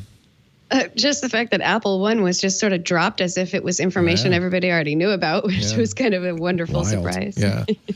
Yeah. Did Tim said something like, and we still have some exciting new products. They were very excited about, some more things to announce this year. There was, even though nothing was really spoken about, it was interesting to hear Tim Cook kind of talk about the future the way they don't usually talk about the future, which, they still didn't, but there was more excitement about the things to come, which obviously I think they felt able to say because they announced at WWDC that there was going to be a Silicon Mac before the end of the year. So I'm sure that was their ability to kind of hint at that without actually having to say anything. But yeah, that was it. But I really do think this was probably, to me, the most exciting quarter for them. Just when you look at those numbers and you know what every company has gone through and their ability to weather this and come out with such positive numbers after everything that's happened in 2020, I think is the kind of it was really exciting to me and interesting to me to see that. The only one they didn't have a clear answer to, like an uncharacteristically unclear answer, and they must have been expecting the question, is why the pricing is so close now and the specs so close now on iPhone 12 and iPhone 12 Pro and even iPad Air and an iPad Pro. And they were asked, there's only $150 difference and it's so close. And what's your strategy there? And I would have thought they'd have a talking point just locked and loaded for that, but really not much. So they were asked about it, but they didn't have anything to say. Yeah. I'm sure there's some deep thinking going on in the company headquarters. I think it's win-win for them because people who want like the mid-range are paying a little bit more for it, but seem okay with that. But it's just such a small step up to the really nice version that some percentage of those people are looking at and going, for $150, I'll take the more memory and the bigger capabilities and the better cameras. It's only $150. So it feels like win-win, but maybe it's uncouth to say that. It's such a good marketing strategy for them to have that sort of thing. They have the really inexpensive entry level whatever, and those are for people who really are on a tight budget.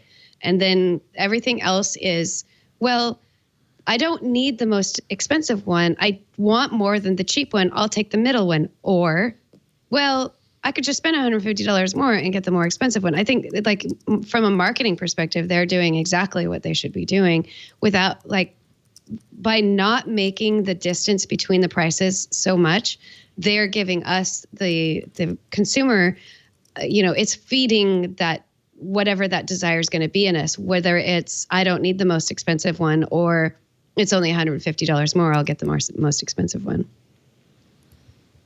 I think it's probably psychological. I think you're right. It's that predictably irrational kind of trick stuff that they're doing that amplifies profits by getting you to say, it's only $150 more. I can afford that. I'll do that. All right, we're going to take a break, come back. There's lots more. Lori Gill is here. She's managing editor at iMore, which means you should hire somebody to do all that typing next time. I know Micah used to do it. He's so glad he did. Not it. Rene Ritchie, he still writes for iMore from time to time, but he's also got his own YouTube channel. He's a YouTube star, youtube.com/Rene Ritchie. And from WGBH in Boston, our very own Andy Inutko, inutko.com. Did you take down the Post-it note pumpkin? My microphone is off. Why is it off? I'm asking. I've been trying to. Oh, you've been talking this whole time? Oh, I'm so sorry. Yeah, I don't. John I must have potted you out. I'm sorry. That's okay. I've got used to that back in 6th grade. I'm really quite annoying when I get my head on steam. Well, when next presidential debate you're in, Andrew, we'll make sure that. No, I'm sorry. What did you want to add about the results? I apologize. No. I can't see your lips moving, so I didn't know. Not a problem. Okay. Only that you all said very, very intelligent things, almost all of which I probably would have agreed with. So no worries. And the pumpkin, I have to clean up that corner of my office just enough that I can take a really good, clean picture of it before I take it down. But I'm already designing the Christmas Post-it. How exciting! Decoration. Yes, festive. The Christmas Post-its. Do you need some glitter glue? No, because I don't want to have glitter in my office until 3 days after the second coming of Jesus Christ. Yeah, that's the good thing. Yeah, I have some holly bushes in my Animal Crossing, but I don't think I can get them to you in any way. Hey, before we end the show, you should give me your address, Lori. So that I can come visit your island, because I want to see what a real mature island looks like. Mine's just... Well, you'll be disappointed in mine because I don't actually do a lot of decorating. I'm really hyper-focused on the collecting of things, so I don't spend as much time on the decorating. Do you go around every morning? So I have a routine now. I get up, I water the pumpkins, water the plants, and then I go around and shake every single tree on my island. Do you do that? I used to shake every single tree on the island until more things started happening, and then now you're busy. It's become less important to me to shake trees for sure. Good, because I'm really getting sick of shaking trees, so I look forward to those days. I apologize. I'm sorry, editors. You can cut all the Animal Crossing stuff out. You really can. Make it a special. Make it a Crossing special. No, that's a hot demographic. I don't know if it is. We should be playing Animal Crossing while we talk about Mac. Talk about numbers, Bowie. We played Among Us on iOS today. I didn't realize there was an iPad and iPhone app. In fact, Micah and his buddies are doing a stream tonight.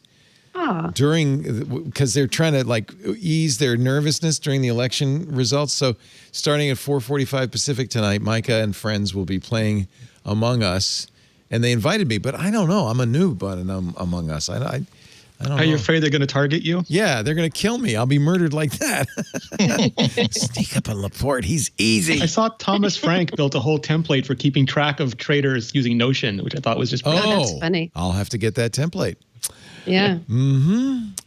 Our show today brought to you by, this is a serious company doing serious work in enterprise. So I'm going to get serious. I'm going to put on a necktie right now and tell you about Worldwide Technology. Actually, a great company. The last trip I made, so I always have a soft spot in my heart. We went out early in March to St. Louis to visit their Advanced Technology Center. And wow, just wow. This is a company that is so well run and does such great work for their clients. I tell you, you want safety for your employees. Nowadays, especially with work from home, you also want the ability to effectively run your critical operations and stay resilient.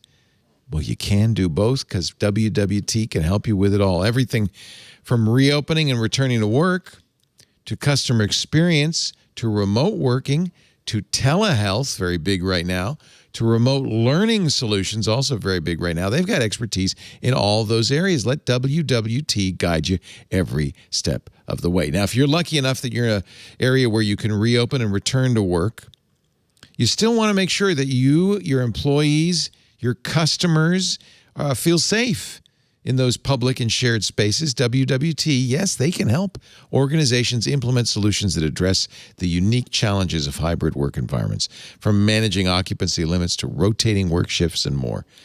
Examples include, they've got all of this: fever screening for safe reentry, managing and monitoring contact on premises, contact-free customer experiences, keeping meeting rooms contact-free. This is a nimble organization, and when they saw the need, they said, we can help. As organizations adapt to the new normal, IT decision makers have a lot of interesting challenges. But think of it as an opportunity to take a fresh look at what you're investing in technology right now. WWT can help you reassess, learn about solutions to create better experiences for everybody from call center agents to customers, in any circumstance. There, of course, a lot of us doing remote working. They've got consumer-grade technology to help employees connect with colleagues and execute tasks as if they were in the office, but they also have enterprise-grade technologies. They cover the whole waterfront. Organizations can now begin to move from urgently responding to a need, scrambling to solve this, to enhancing the experience of their remote workers. Maybe time to sit back, step back, think about this, get some help from a real expert. In telehealth, they work with a lot of healthcare organizations. They can help them rapidly connect with patients remotely to provide virtual care as never before. Technology can really empower providers to connect with patients in their homes and at subacute care facilities, temporary care clinics. Everybody's safer. Everybody's happier. They know how to do it, and they know how to do it in compliance with regulations and your needs and your business needs. They also are great for remote learning. If your educational institution has to adapt to teaching students from a distance, it's hard. You don't have to go it alone. They can help you with online curricula. They can ensure educators and students have access. They can help you navigate remote learning tools and systems. They have expertise in all of it. And when you're a member at WWT, you've got access to workshops and labs, videos, case studies, training.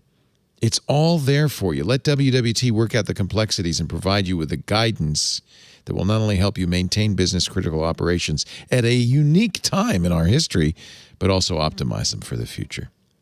Never let anything stand in the way of servicing your customers. WWT is here to help. Connect with them right now to request a consult. WWT.com/twit2. Sign up, get an account. You can use the labs at their Advanced Technology Center. You can get the white papers. WWT, these guys simplify the complex. You need a partner like this in these difficult times. WWT.com/twit2. Worldwide technology enabling critical operations for business continuity. And a great partner, and really good people, too. I'm a big fan of the WWT team. We had a lot of fun.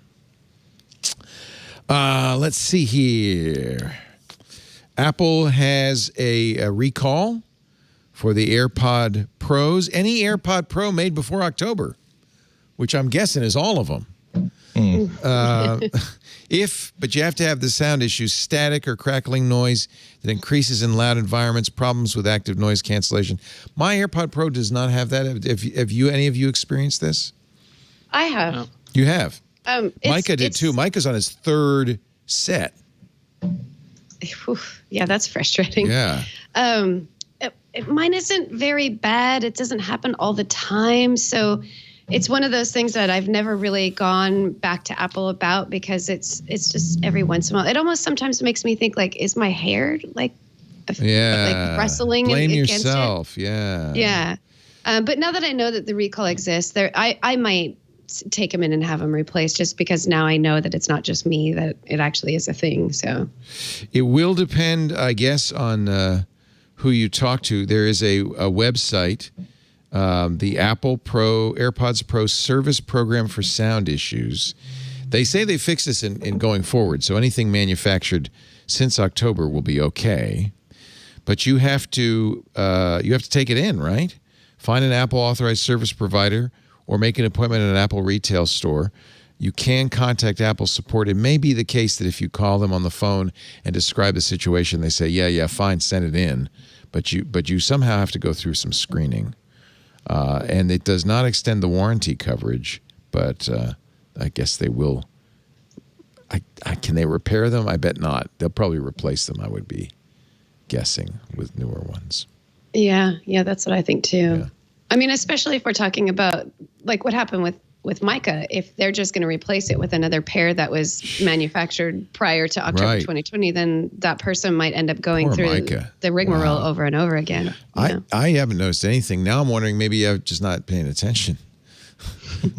Well, it might be depending on how often you wear them, because like I wear my AirPods a lot every single day, and I hear the crackle about maybe twice a week. It's once a week usually. Okay.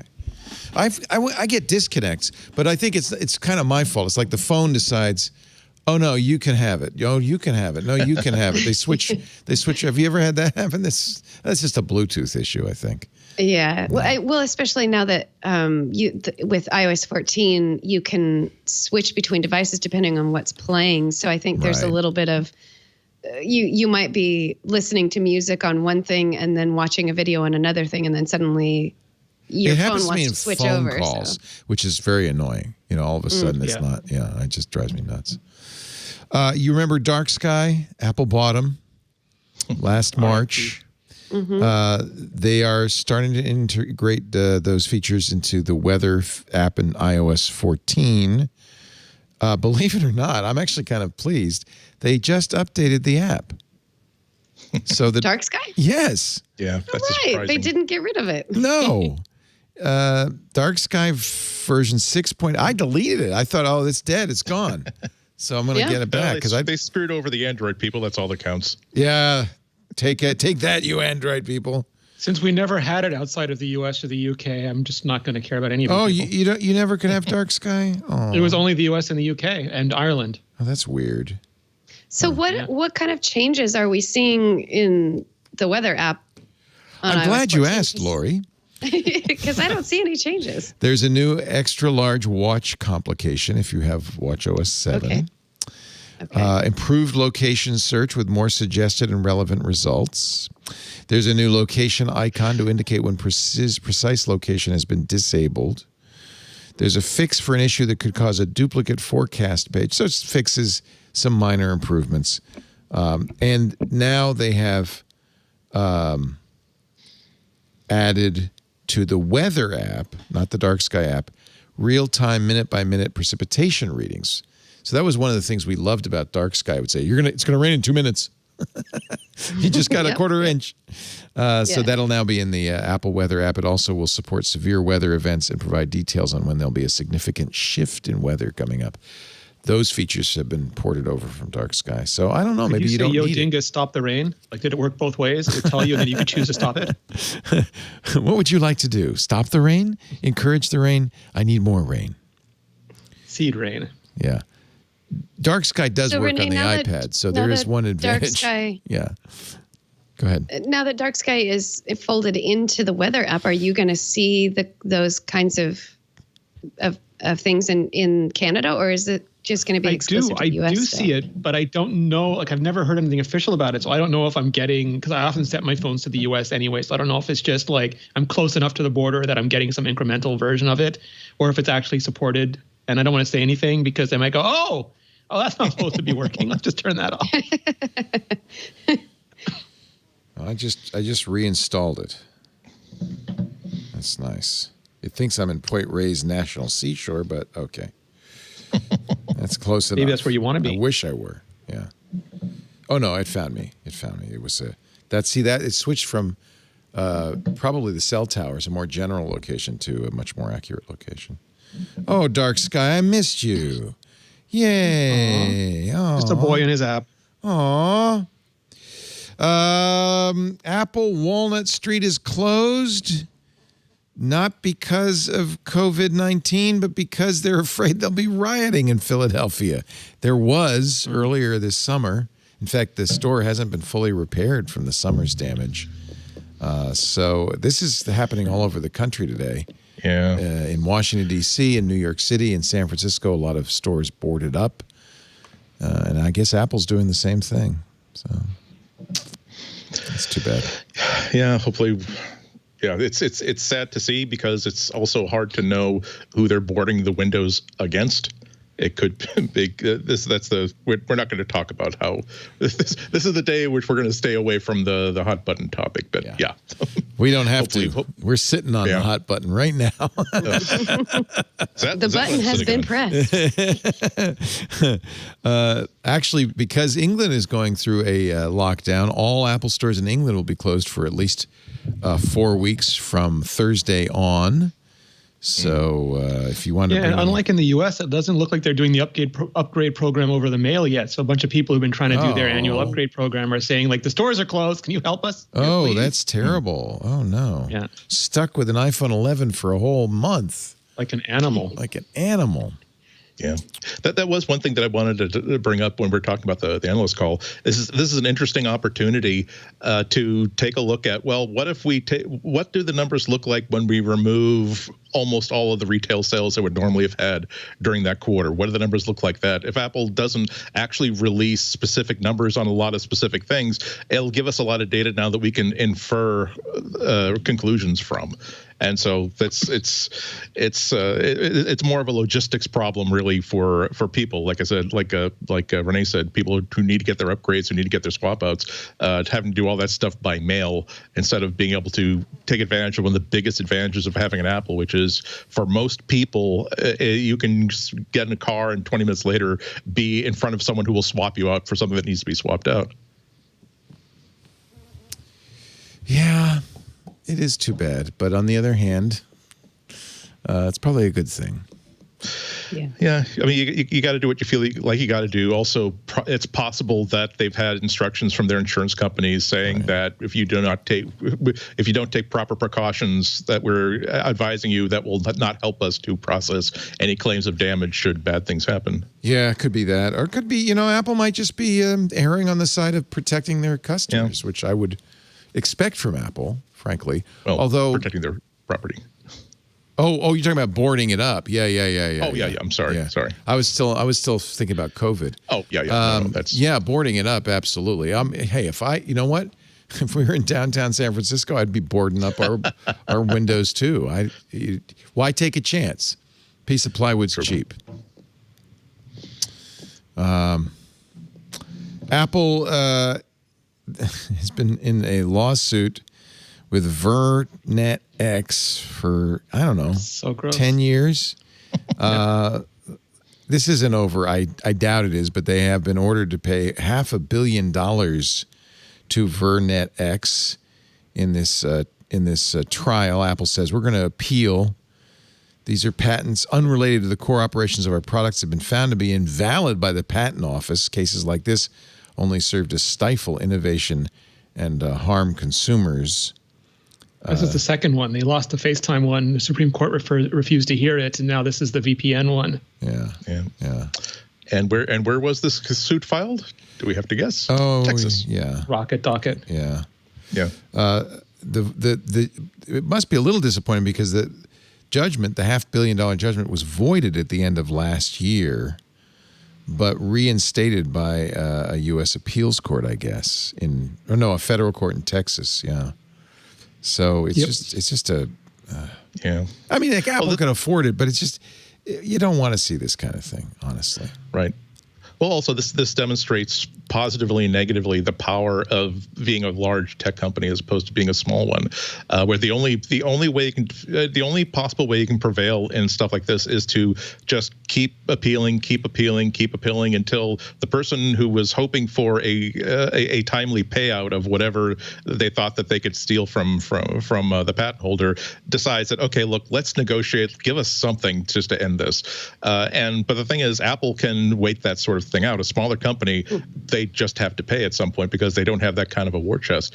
And similarly, that's also why regulating a company like of the size of Google or Apple or Facebook is so difficult, because whatever action the government tries to take, they've got enough money that they can continue to appeal, which is why almost every action that the FTC or the DOJ tries to take against a large company like this always ends in some sort of a negotiated settlement, because that's the only way these things ever end, if they agree to stop appealing. It's also the patent companies tend to sue one large company and use that as a war chest to then start suing their way up and down sometimes, just accumulating money for the next target and the next target. And especially like some of these were just really absurd. They were like fax machine patents and things. Yeah. What a proud line of work to be in. What a wonderful thing to, when you go to your 25th reunion at your high school. What do you do? Oh, well, I'm fighting COVID, and it's been tough. Oh, what do you do? Well, the thing is, I'm adopting kids. What do you do? Well, I look for borderline fraudulent patent claims and try to intimidate companies into settling and giving me a big payout. Do you know why your Android friends can't use FaceTime? No, because of me. Because of me. Oh, what an accomplishment. Clips version 3.0 is out now with HDR video. If you're getting a new iPhone, you'll be glad you can do Dolby Vision HDR video in Clips, which is it's funny that I'm glad they're supporting it. I guess they figure this is the app for influencers and social media to create videos and clips. Well, it's got vertical and horizontal video finally, so that might end up being true. Oh, I don't think influencers like the square. Yeah, you couldn't do that. The square one, before. I don't think, was taking them too far. Oh, okay. What about this? I think we'd heard, at least in the rumors, that the iPhone 12 was going to have reverse charging. Apple did not announce it, but apparently you can find it in the patent. I don't know. See, like there was all these stories about last year, and it was just never in there. And I wonder if this is going to be, because like Apple doesn't usually do chipsets; they do feature sets. And I wonder if this will be, you have your AirTags. If you put your AirTags on MagSafe, it'll charge the AirTags. You stick your Samsung phone on there, you get nothing. Right. Yeah. Yeah. It would have to be things like charging your AirPods, not necessarily getting enough charge on your partner's iPhone that they can make those 2 or 3 phone calls. Right. But this is the classic thing that I like. It is the sort of feature where it could be waiting there, just waiting for some OS update to simply flip a flag from 0 to 1, and suddenly, if you connect the right kind of device or drop the correct kind of G charger on top of it, you suddenly get this feature for free that they didn't sell you.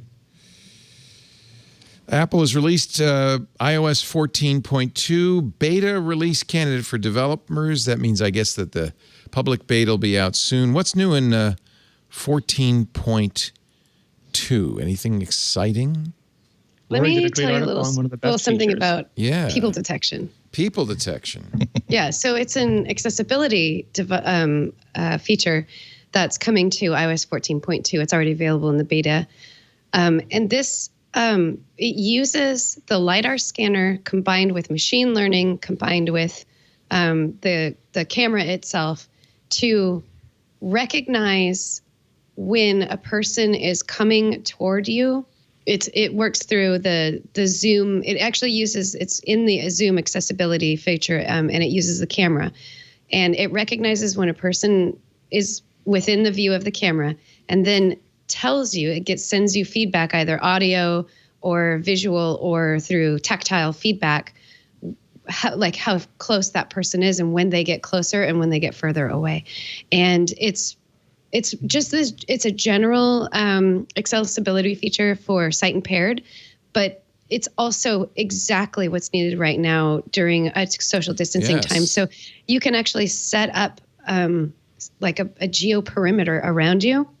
One of the features that it offers, it allows you to set up a geo feature. It's defaulted to 6 feet.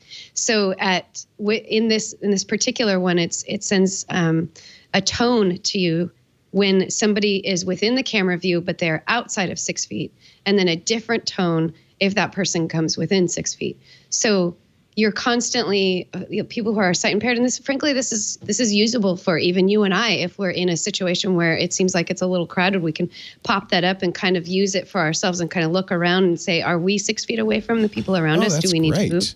Yeah, it's people detection. It's within the Zoom magnifier accessibility app settings in iOS 14.2. So it's pretty incredible. It sounds like it's going to be really, really useful right now for people detection. And it's also available to developers through ARKit and through Core ML. So developers will be able to use the same technology to create their own apps that do things like maybe car detection, for example. So you could, have somebody who's walking down the street, they could use this to make sure that they are in a safe spot to cross the street or something like that. So it's really, really exciting. Yeah. Yeah. Can you also imagine, like, when this moves to the glasses eventually, what kind of an accessibility device that will become? It's so exciting. You kind of expect that, actually. This is just the beginning too. Yeah. Imagine, this. They said, okay, let's take machine learning and let's take the LiDAR scanner and let's take our camera that has low light vision, and let's mash it together and see what comes up. So this is just the start of a lot of things that could come in the future in terms of benefiting accessibility. And just like Renee is saying, how all of this could be incorporated into Apple glasses that could just help with accessibility in the future. It's very exciting. Very exciting.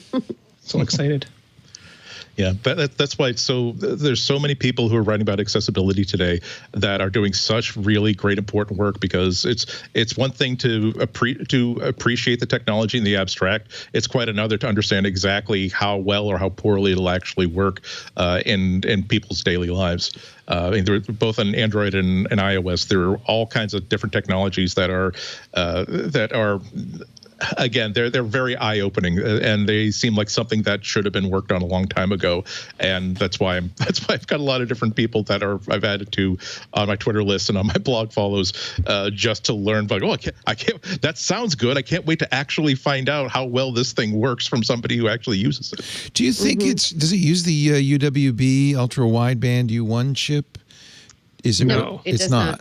Okay. It uses the LiDAR scanner, so. It uses you have the to be itself. Aiming your camera around you to do that. Yeah. And also it only works with a phone that has a LiDAR scanner on it. So it only works with the 12 Pro, 12 Pro Max, or iPad Pro. I wonder if that will come out next Tuesday, maybe with an AirTags release, that it might be part of an overall kind of location, kind of know what's going on. You might be onto something there. Situational awareness features, that kind of thing. Yeah. There's a lot of stuff like that. Even just simply things like keep the microphone open, and when it detects a baby cry or a dog bark or an alarm, to translate that into for people who won't be able to actually hear it to something visual. But also, as we keep seeing time and time again, a lot of these accessibility features are also just useful for the general population. Imagine being able to get like a text alert or an alert on your watch when it says that, oh, by the way, there's a dog. I picked up the sound of a dog barking elsewhere in the house, because you have all these other cameras and all these extra devices around. But as I was trying to see, as I'm talking, I'm looking through Stephen Aquino's feed, of course, to see if they've said. I think he said something about that recently, but I can't find it. But anyway, his Forbes column is so good. Yeah, exactly. I mean, he's one of the. Everyone on this panel is a commentator that I'm grateful for, because they add perspective and thoughts and thinking that for some reason were not available to me due to my own personal brain hardware. But Stephen Aquino is another one of those people that, oh, that's right. Okay.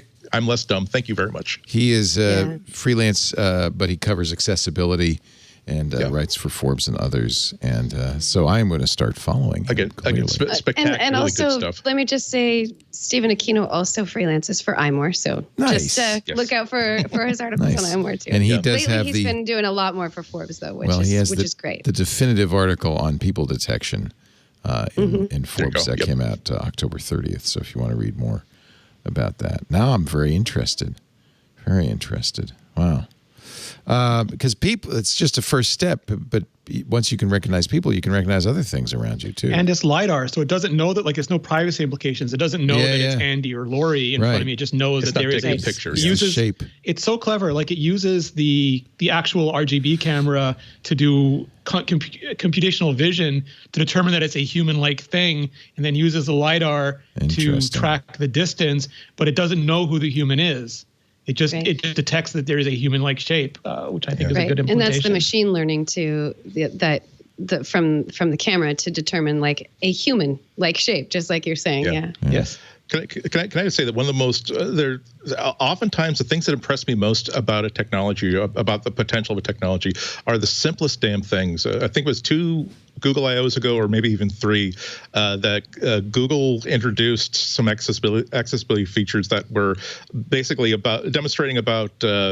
Again, using machine learning to translate what the phone camera sees into audio or into useful text, and it just occurred to me that to make the software more useful, they just built a very, very simple sling, like pendant sling that you just a pocket that's on a cord around your neck so that you can wear the phone just like with the camera facing out.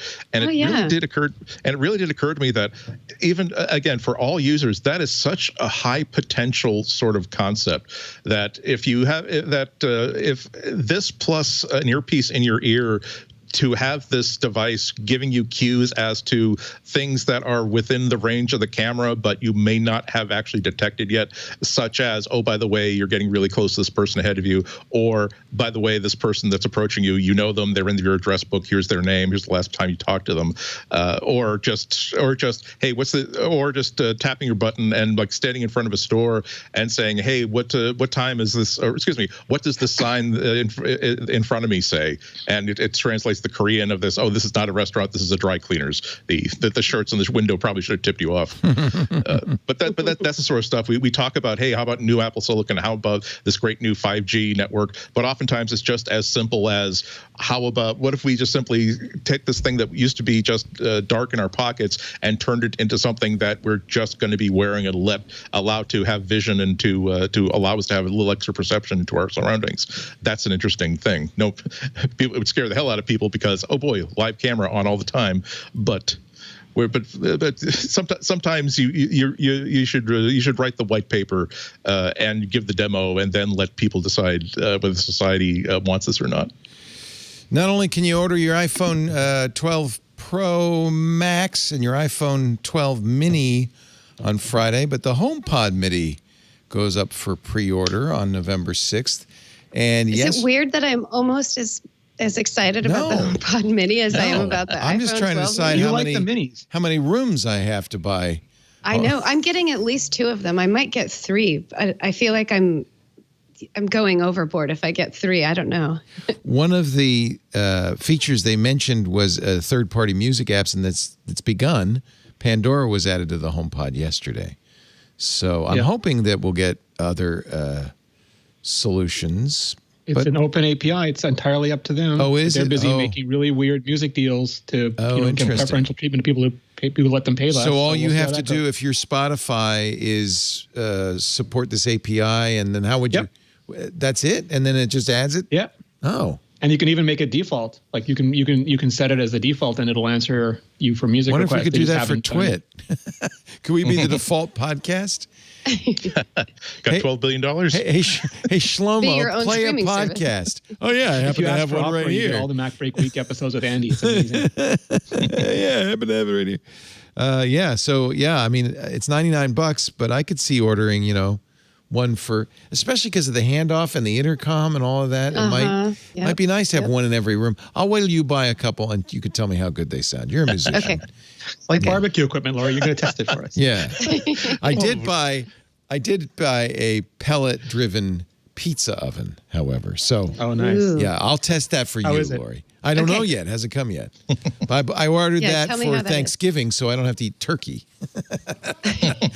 It'll be really interesting. You're I'll not say, going to smoke a turkey? I am. for I'm going to smoke a Thanksgiving? turkey in the Traeger, and I Okay. will serve a beautiful smoked turkey, and I will say, on this table, there's turkey. On this table, we have some pizzas from our pizza oven, and we'll see which table is empty first. I'm just saying. It could be a side dish, pizza plus turkey. Oh, yeah. Yeah. Pizza's good for everything, Pizza's all the always time, good. every day. So, Anytime, yeah. I believe I'll be eating pizza all night tonight, actually. Yeah, right. Yeah. Alex Wilhelm has tweeted, is it time to order pizza yet? You're gonna need something to soap up the bourbon, that's for sure. That's, yeah. Apple TV news, I'm glad to hear this. There is a show called Severance. Adam Scott, Patricia Arquette, John Turturro, already a great cast. Christopher Walken has signed up to join the ensemble. It's crazy. I was stranded on Apple TV. See, I don't know. That was the only why. thing. I hope this is one of the times where they hire Christopher Walken to be the actor that he has always been amazing in the 70s and the 80s. I hope they don't hire him to be Christopher Walken. That would be sad. It's the first regular series role for the Oscar-winning actor. The show Severance is set in a company called Lumen Industries that aims to take the work-life balance to the next level. I don't know what that means. Walken will play, or Sex in the Halls or what. I don't know what. Walken will play Bert, the head of optics and design. I'll give you some more. Adam Scott is Mark, an employee with a shady past who's trying to put himself back together. Patricia Arquette plays Mark's boss. And John Turturro plays a longtime employee of the company. Production will begin later this month. It was created by Dan Erickson. Showrunner is Mark Friedman from AMC's Dispatches from Elsewhere. Ben Stiller, who's also directing. It sounds interesting. It'll be the first TV work for Walken since Peter Pan Live. Oh, yeah, I would have taken a few years off after that. Oh. More Tinkerbell. More Tinkerbell. I've got a fever. The only cure is more Tinkerbell. but it is his first job as a regular in a series. I'm glad to see more Apple TV content. It is coming to the Xbox November 10th, just in time for the Xbox Series 10 or Series X launch. Although if Apple TV's on it, do you have to call it the Series 10? Maybe. Might be. They are building a nice portfolio. It's clearly not yet time to start really charging people for Apple TV, but they're clearly getting to a point where next year they can say the people who decided to take the free trial are going to encounter enough interesting original material that they might consider keeping it on. Yeah. Okay. Yeah. They extended it till February. What happens to my Apple? Apple One? I don't. No, you start paying for it. I paid for Apple One the minute I said yes. They charged me $30, $39. Yeah. You start paying for it. You don't get any kind of break. So I don't get any break, even though So maybe it would, if you cared, you might want to wait till February and then. I've actually decided to wait. I was going to do it right away, but the tier that I'm getting, it's actually not really a discount if I'm still getting TV Plus for free. So I decided I would wait until February. I'm going to do it. I'm just going to postpone it a little bit longer. Yeah. And before we get to our picks of the week, I just want to tell everybody, sad to say that Sean Connery, as you know, passed away did not write that letter. Nope. He would never admit to being James Bond. That's the giveaway. There's a 007 watermark on the letter, so it's starting to circulate again because it's a great story. Mr. Jobs, I will say this one more time. You do understand English, don't you?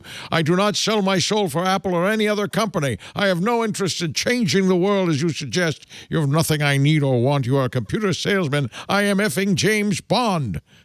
I can think of no quicker way to destroy my career than to appear in one of your crass adverts. Please do not contact me again. Best, Sean Connery. I should have let Andy do that. His Sean Connery is much better than mine. You will see it floating around. It never was real. So, old I speak. He was also one of those old guys that makes young people think, you know what, it might not be so bad.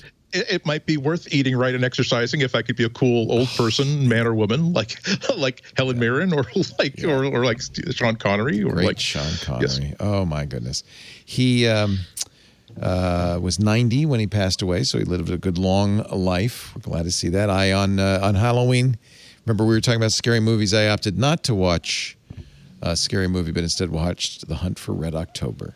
Yes, and I watched Dr. No and Goldfinger. Did you really? Oh, I got to go back to those two. I was so disappointed. I have my streaming box. Of course, it does like recommendations, and you can always tell like what's in the news by like what's being recommended.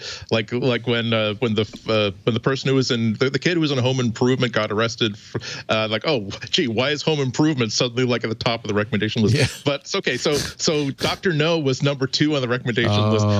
Number 1 was Zardoz. So I'm like, ow. A little respect, people. Come on. There's so much better. So actually, there's 3 things we will debunk. No, Sean Connery does not look good in a mankini.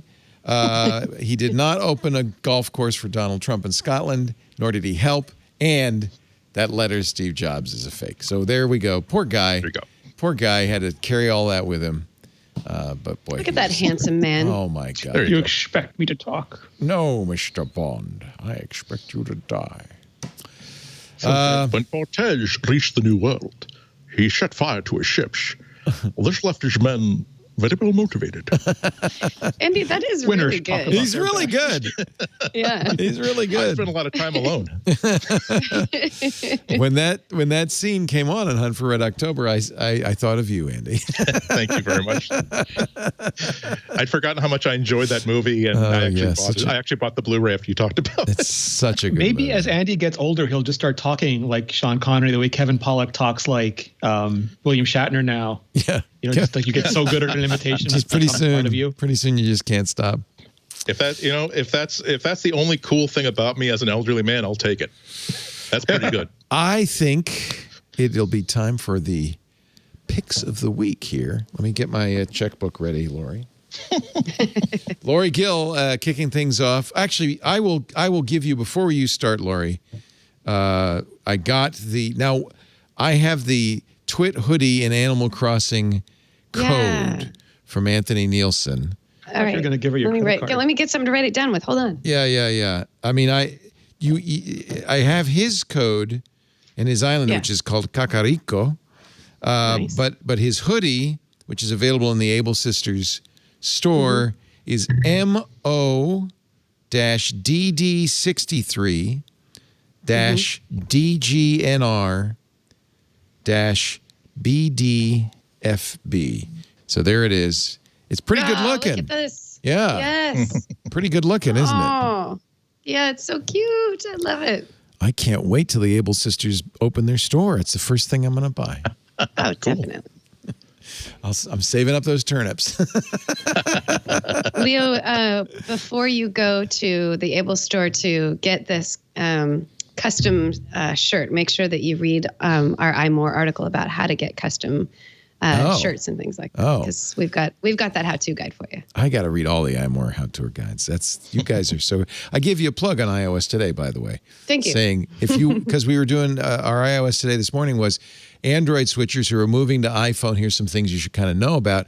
And I said, and if you have any questions about how to use your iPhone, iMore has the best how-to articles. Just Google site:imore.com space and whatever you want to know, and you'll find a good article on it. Well, thank you for that plug. So do you have a whole Animal Crossing? We actually have a page. I believe it might even be imore.com/animal-crossing because we wrote so much. We continue to write so much about it. Let me just Has it check. taken over from Pokemon Go?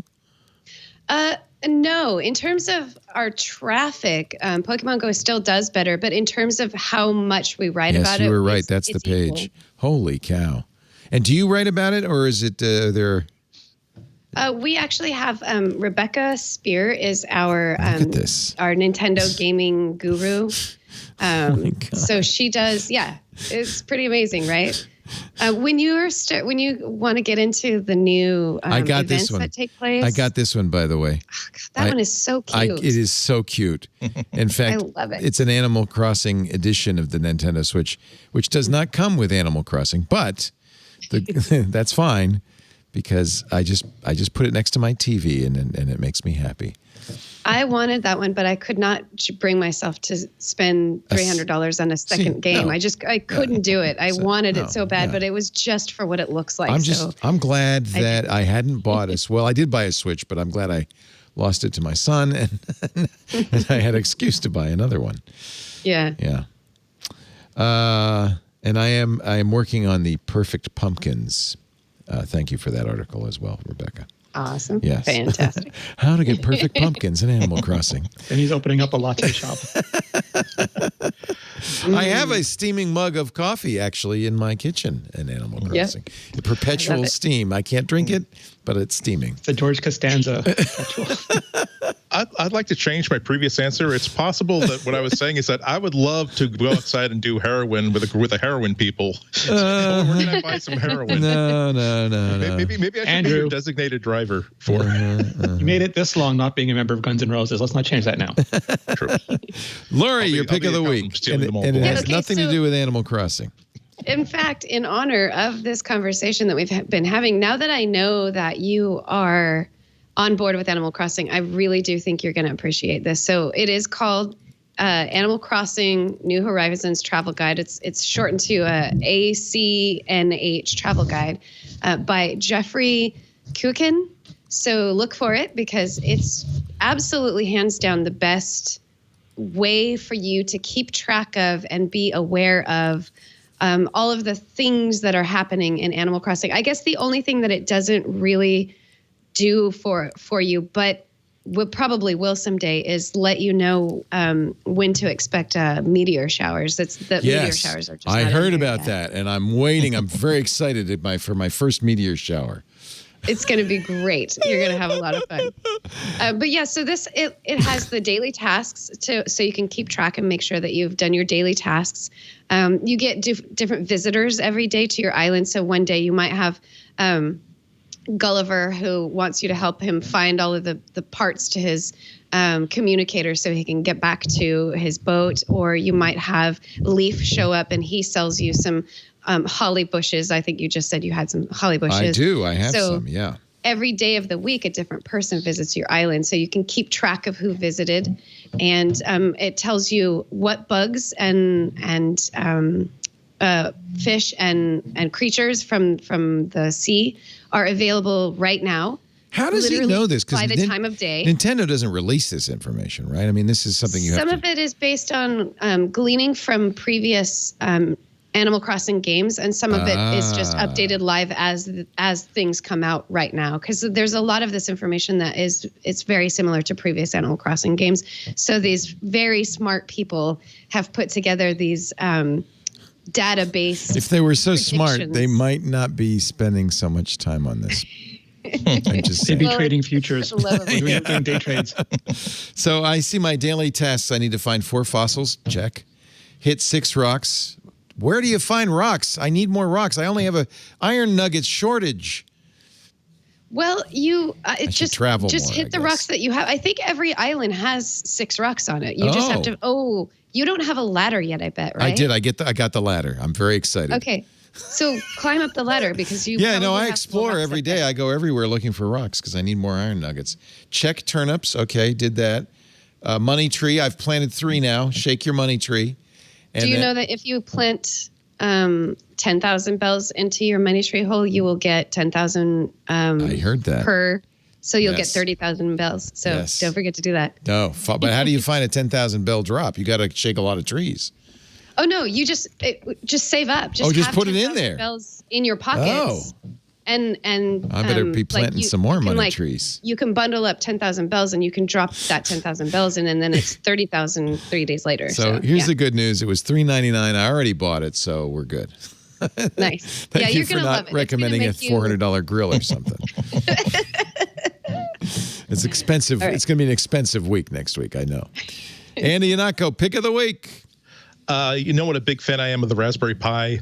Isn't this exciting? Yes. So as for those of you who are not initiated, it is this credit card side bare bones computer that you can do whatever you want with. It has USB ports, it has Ethernet, it has Wi-Fi, it has Bluetooth. It can run a desktop version of Linux. It has an open pin header so that if you want to build your own hardware for it or buy other expansion hardware for it, you can do it. You can run it as a media server, as a device that removes all the ads from your home network, blah blah blah. Whatever you want to do with it. What I love about it is that it's kind of a return to the idea of a computer that you control inside and out, absolutely top to bottom, in a world in which you have a phone, you know that it works kind of, and you just don't know where to put the oil and the gas in, and that's probably about it. The only problem with the Raspberry Pi has always been that if you wanted to use it as a computer, you had to then, so I got to buy a case for it, and I got to buy a power adapter, and I got to buy a keyboard, and I got to prepare a micro SD card that'll boot off it for the operating system. So they just came out with this brand new thing that they're calling the Raspberry Pi 400, which is kind of like the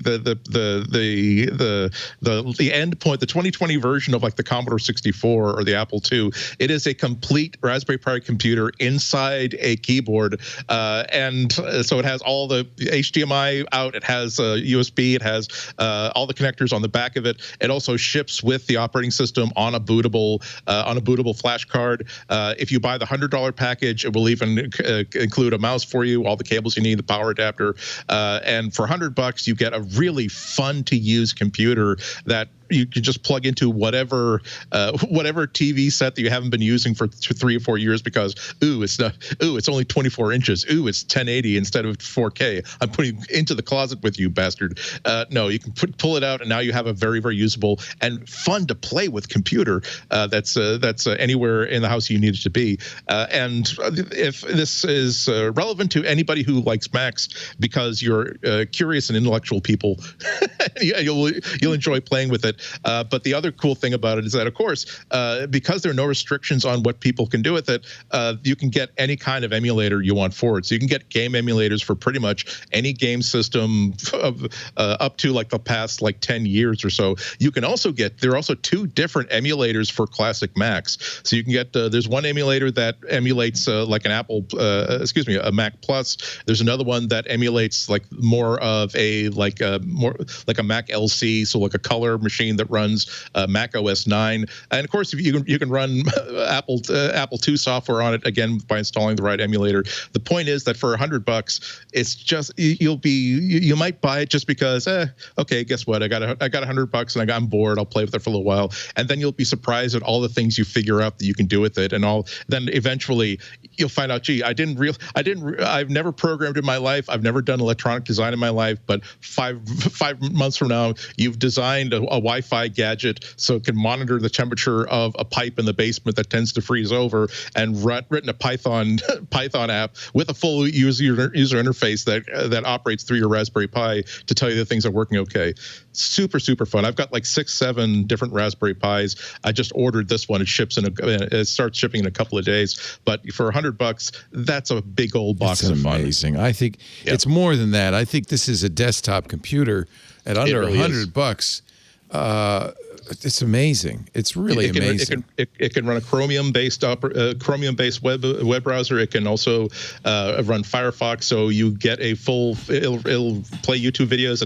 It knows that you probably want to watch streaming video, so you can. It is powerful enough to stream video in HD. You'll be very, very surprised that the more you try to throw something at it and find something that doesn't really work well, the more you got to work to find that sort of thing. Yeah, because for basic needs, even if you're just buying it as the kids need a computer so that they can again do their stuff through Google Docs or whatever, there's very little. They will complain because they were actually trying to trick you into buying a $2,000 gaming PC. But the fact of the matter is, this $100 keyboard-based thing will work just fine. Oh yeah, runs Raspbian, but as you said, a bunch of other things. Whatever you want. Yep. Yeah, it's just really amazing.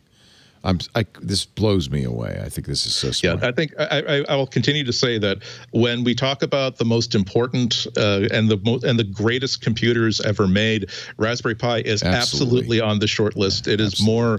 There are very few things that Apple or Microsoft or any other maker is making that is as important, I think, and as influential as what the Raspberry Pi is. Because I could go on for the 10 minutes, so I'll stop. But what I love about it is that even though they continue to make these quote expensive $100 devices, their focus is still on their original premise from for about 10 years ago, which is, what if we were to make a computer for $30? That's the only design thing. It has to be no more than $30. How powerful and useful a thing could we make without busting that by even $1? And they keep pretty much doing the exact same thing. Even though they have more expensive ones, they still have their newest unit is always, how much can we do for $35? And it turns out that in 2020, it's like, actually, no, we can have onboard Bluetooth and Wi-Fi. Yes, we can have gigabit Ethernet. Yes, we can have an ARM multi-core processor that can run a modern browser. It just blows my mind, and I just love it to death. I'm sitting looking at one right now that's running John's streaming digital music, right, John? What is it's what are you doing with your Raspberry Pi over there? It's running a digital transport from a company in India called Allo. So it's got this hat that is how it gets music off my NAS into my DAC. Nice. Nice. And all of that into a pair of $18,000 speakers. It's just incredible. Yep. It just goes to show, when you give the people who buy and develop for your hardware no limitations whatsoever, this is what there are people who figure out how to put Windows 10 on it, for God's sake. Yeah. It doesn't run very well, but just, hey, why don't we try to figure out if we can do it? And it blows my mind that, again, this $40 computer is someone decided, it would be really great if we could write the software for this and then develop a simple plug-in module for it that would give it high definition audio and be able to drive $20,000 speakers. No problem. Let's do it. Yeah. Yep. Very cool. I have a Raspberry Pi in my studio running my, it's called a Pi DP11. I love it. Yep. Your pick of the week, Mr. Rene Ritchie. So I changed mine. I was going to mention the new Moment lens system, which is really good, but I will save that for next time, because you brought up, I brought up Thomas Frank and his Notion system, and I realized he just started a whole new channel dedicated to teaching people how to use Notion, but in only the way that Thomas Frank can, which is sort of like if you take the Captain America serum and then start being productive. I'm a huge fan of Notion. I love Notion. I've been using it for about a year now, and it's just incredible.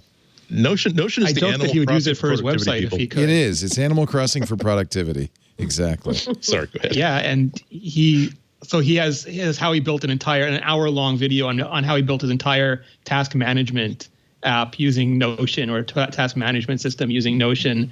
And it's not going to be a complete Notion channel. I'm sure there's going to be a bunch of other productivity stuff on there, but the first few videos are all about just like masterclass level work on, and I appreciate it, because Notion right now is too much for my poor little adult brain. I barely use like a default notes app and get confused, but it always appeals to me because of all the power it has, which feels like, it's sort of, if you took Airtable and Slack and everything and just built it all into one magnificent thing that you could do anything with. And he really breaks it down and explains how all the components work and how they work together and what you can do with it. and he only ever gives me links in Notion. So I had to learn some basics. Yeah, it's one of the advantages. Enough people, when people ask me the same thing over and over, I just create a Notion page and I give them, make it public, and I give them the link. It's pretty cool. Yeah. Good. And who is Thomas Frank? Sounds familiar. So Thomas Frank. So he's a well-known YouTuber. I met him because he's also on Nebula. I became familiar with his work there, but he's got a huge YouTube channel, all productivity based, sort of like, and he's a little bit overboard. Like, he originally set an alarm that wasn't a normal alarm. It was an alarm where if he didn't turn it off immediately, it would tweet that he was oversleeping. People should respond. And he put his phone in the other room. So as soon as he heard it, he had to get up and sprint to that phone to make sure he couldn't, stay in bed any longer. That's hysterical. So it's just, he's just really, really good. His main channel is Thomas Frank, and this new one is called Thomas Frank Explains. And he's like, I don't want to say he's a latter-day Merlin Man because they're very different beasts. And he's different than Matt D'Avella too, but really, really, he did College Info Geeks for a very long time, and now he's sort of he does that still, I think, but now he's mostly doing YouTube videos. This is really where you see what a transformative tool YouTube is. Somebody like him immediately can build a platform, or you can immediately say, look, I'm going to do this, and there's nothing else. It's not a lot of messing around. There's no gatekeepers. You just do it. And I think he's got 1 million subscribers on his main account now. Wow. It's just really good stuff. Wow. Yeah. This one's Thomas Frank Explains, and you can find it on YouTube. Good pick. Good picks, all three of you. You only cost me $3.99. I'm happy. Our show. Thank you. Lori Gill is at imore.com. You can catch her work there and all the Animal Crossing all the time. She's managing editor. Thank you, Lori, for being here. We won't see you next week, but in 2 weeks, I would love to hear what you think about Apple Silicon. Definitely. Yes. I'm excited. Yeah, I am too. Andy Ihnatko is a regular at WGBH in Boston. When are you going to be on next? This might be a bad week. It might be bad. For now, I'm still scheduled for Friday at 1 p.m.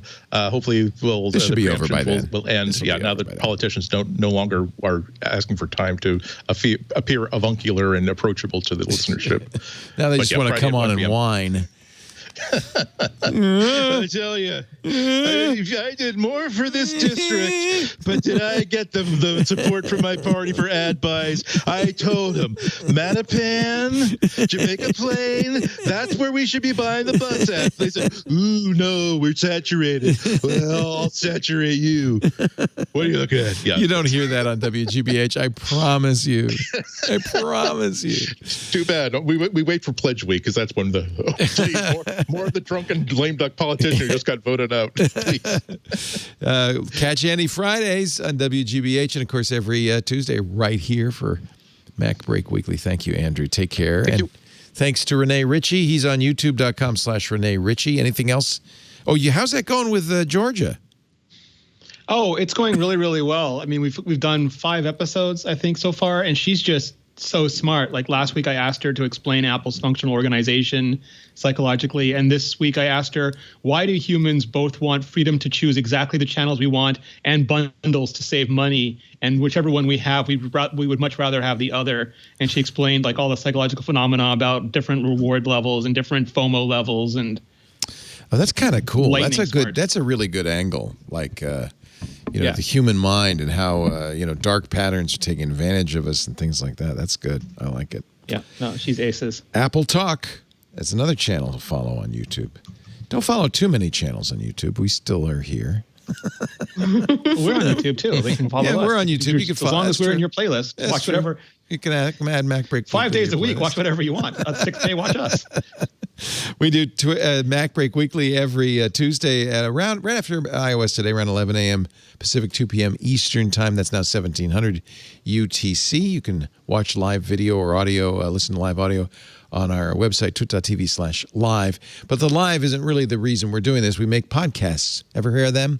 And all of those are available for download and listening or watching at your leisure at twit.tv. In the case of this show, it's twit.tv/MBW. But as Renee said, there is a YouTube channel. Actually, the best thing to do is subscribe on your favorite podcast app so you get it automatically. And you keep up on the world of Apple. We will have a lot to say next week. The Apple Silicon announcement. We'll be streaming that live with Apple at 10 a.m. Well, they'll stream it. We'll comment on it. They don't. We have nothing to do with them, of course. But Micah and I will be talking about that at 10 a.m. on Tuesday Pacific, and then right after MacBreak Weekly. Thank you, everybody. But now I have the misfortune, the bad news. It's time to go back to work because break time is over.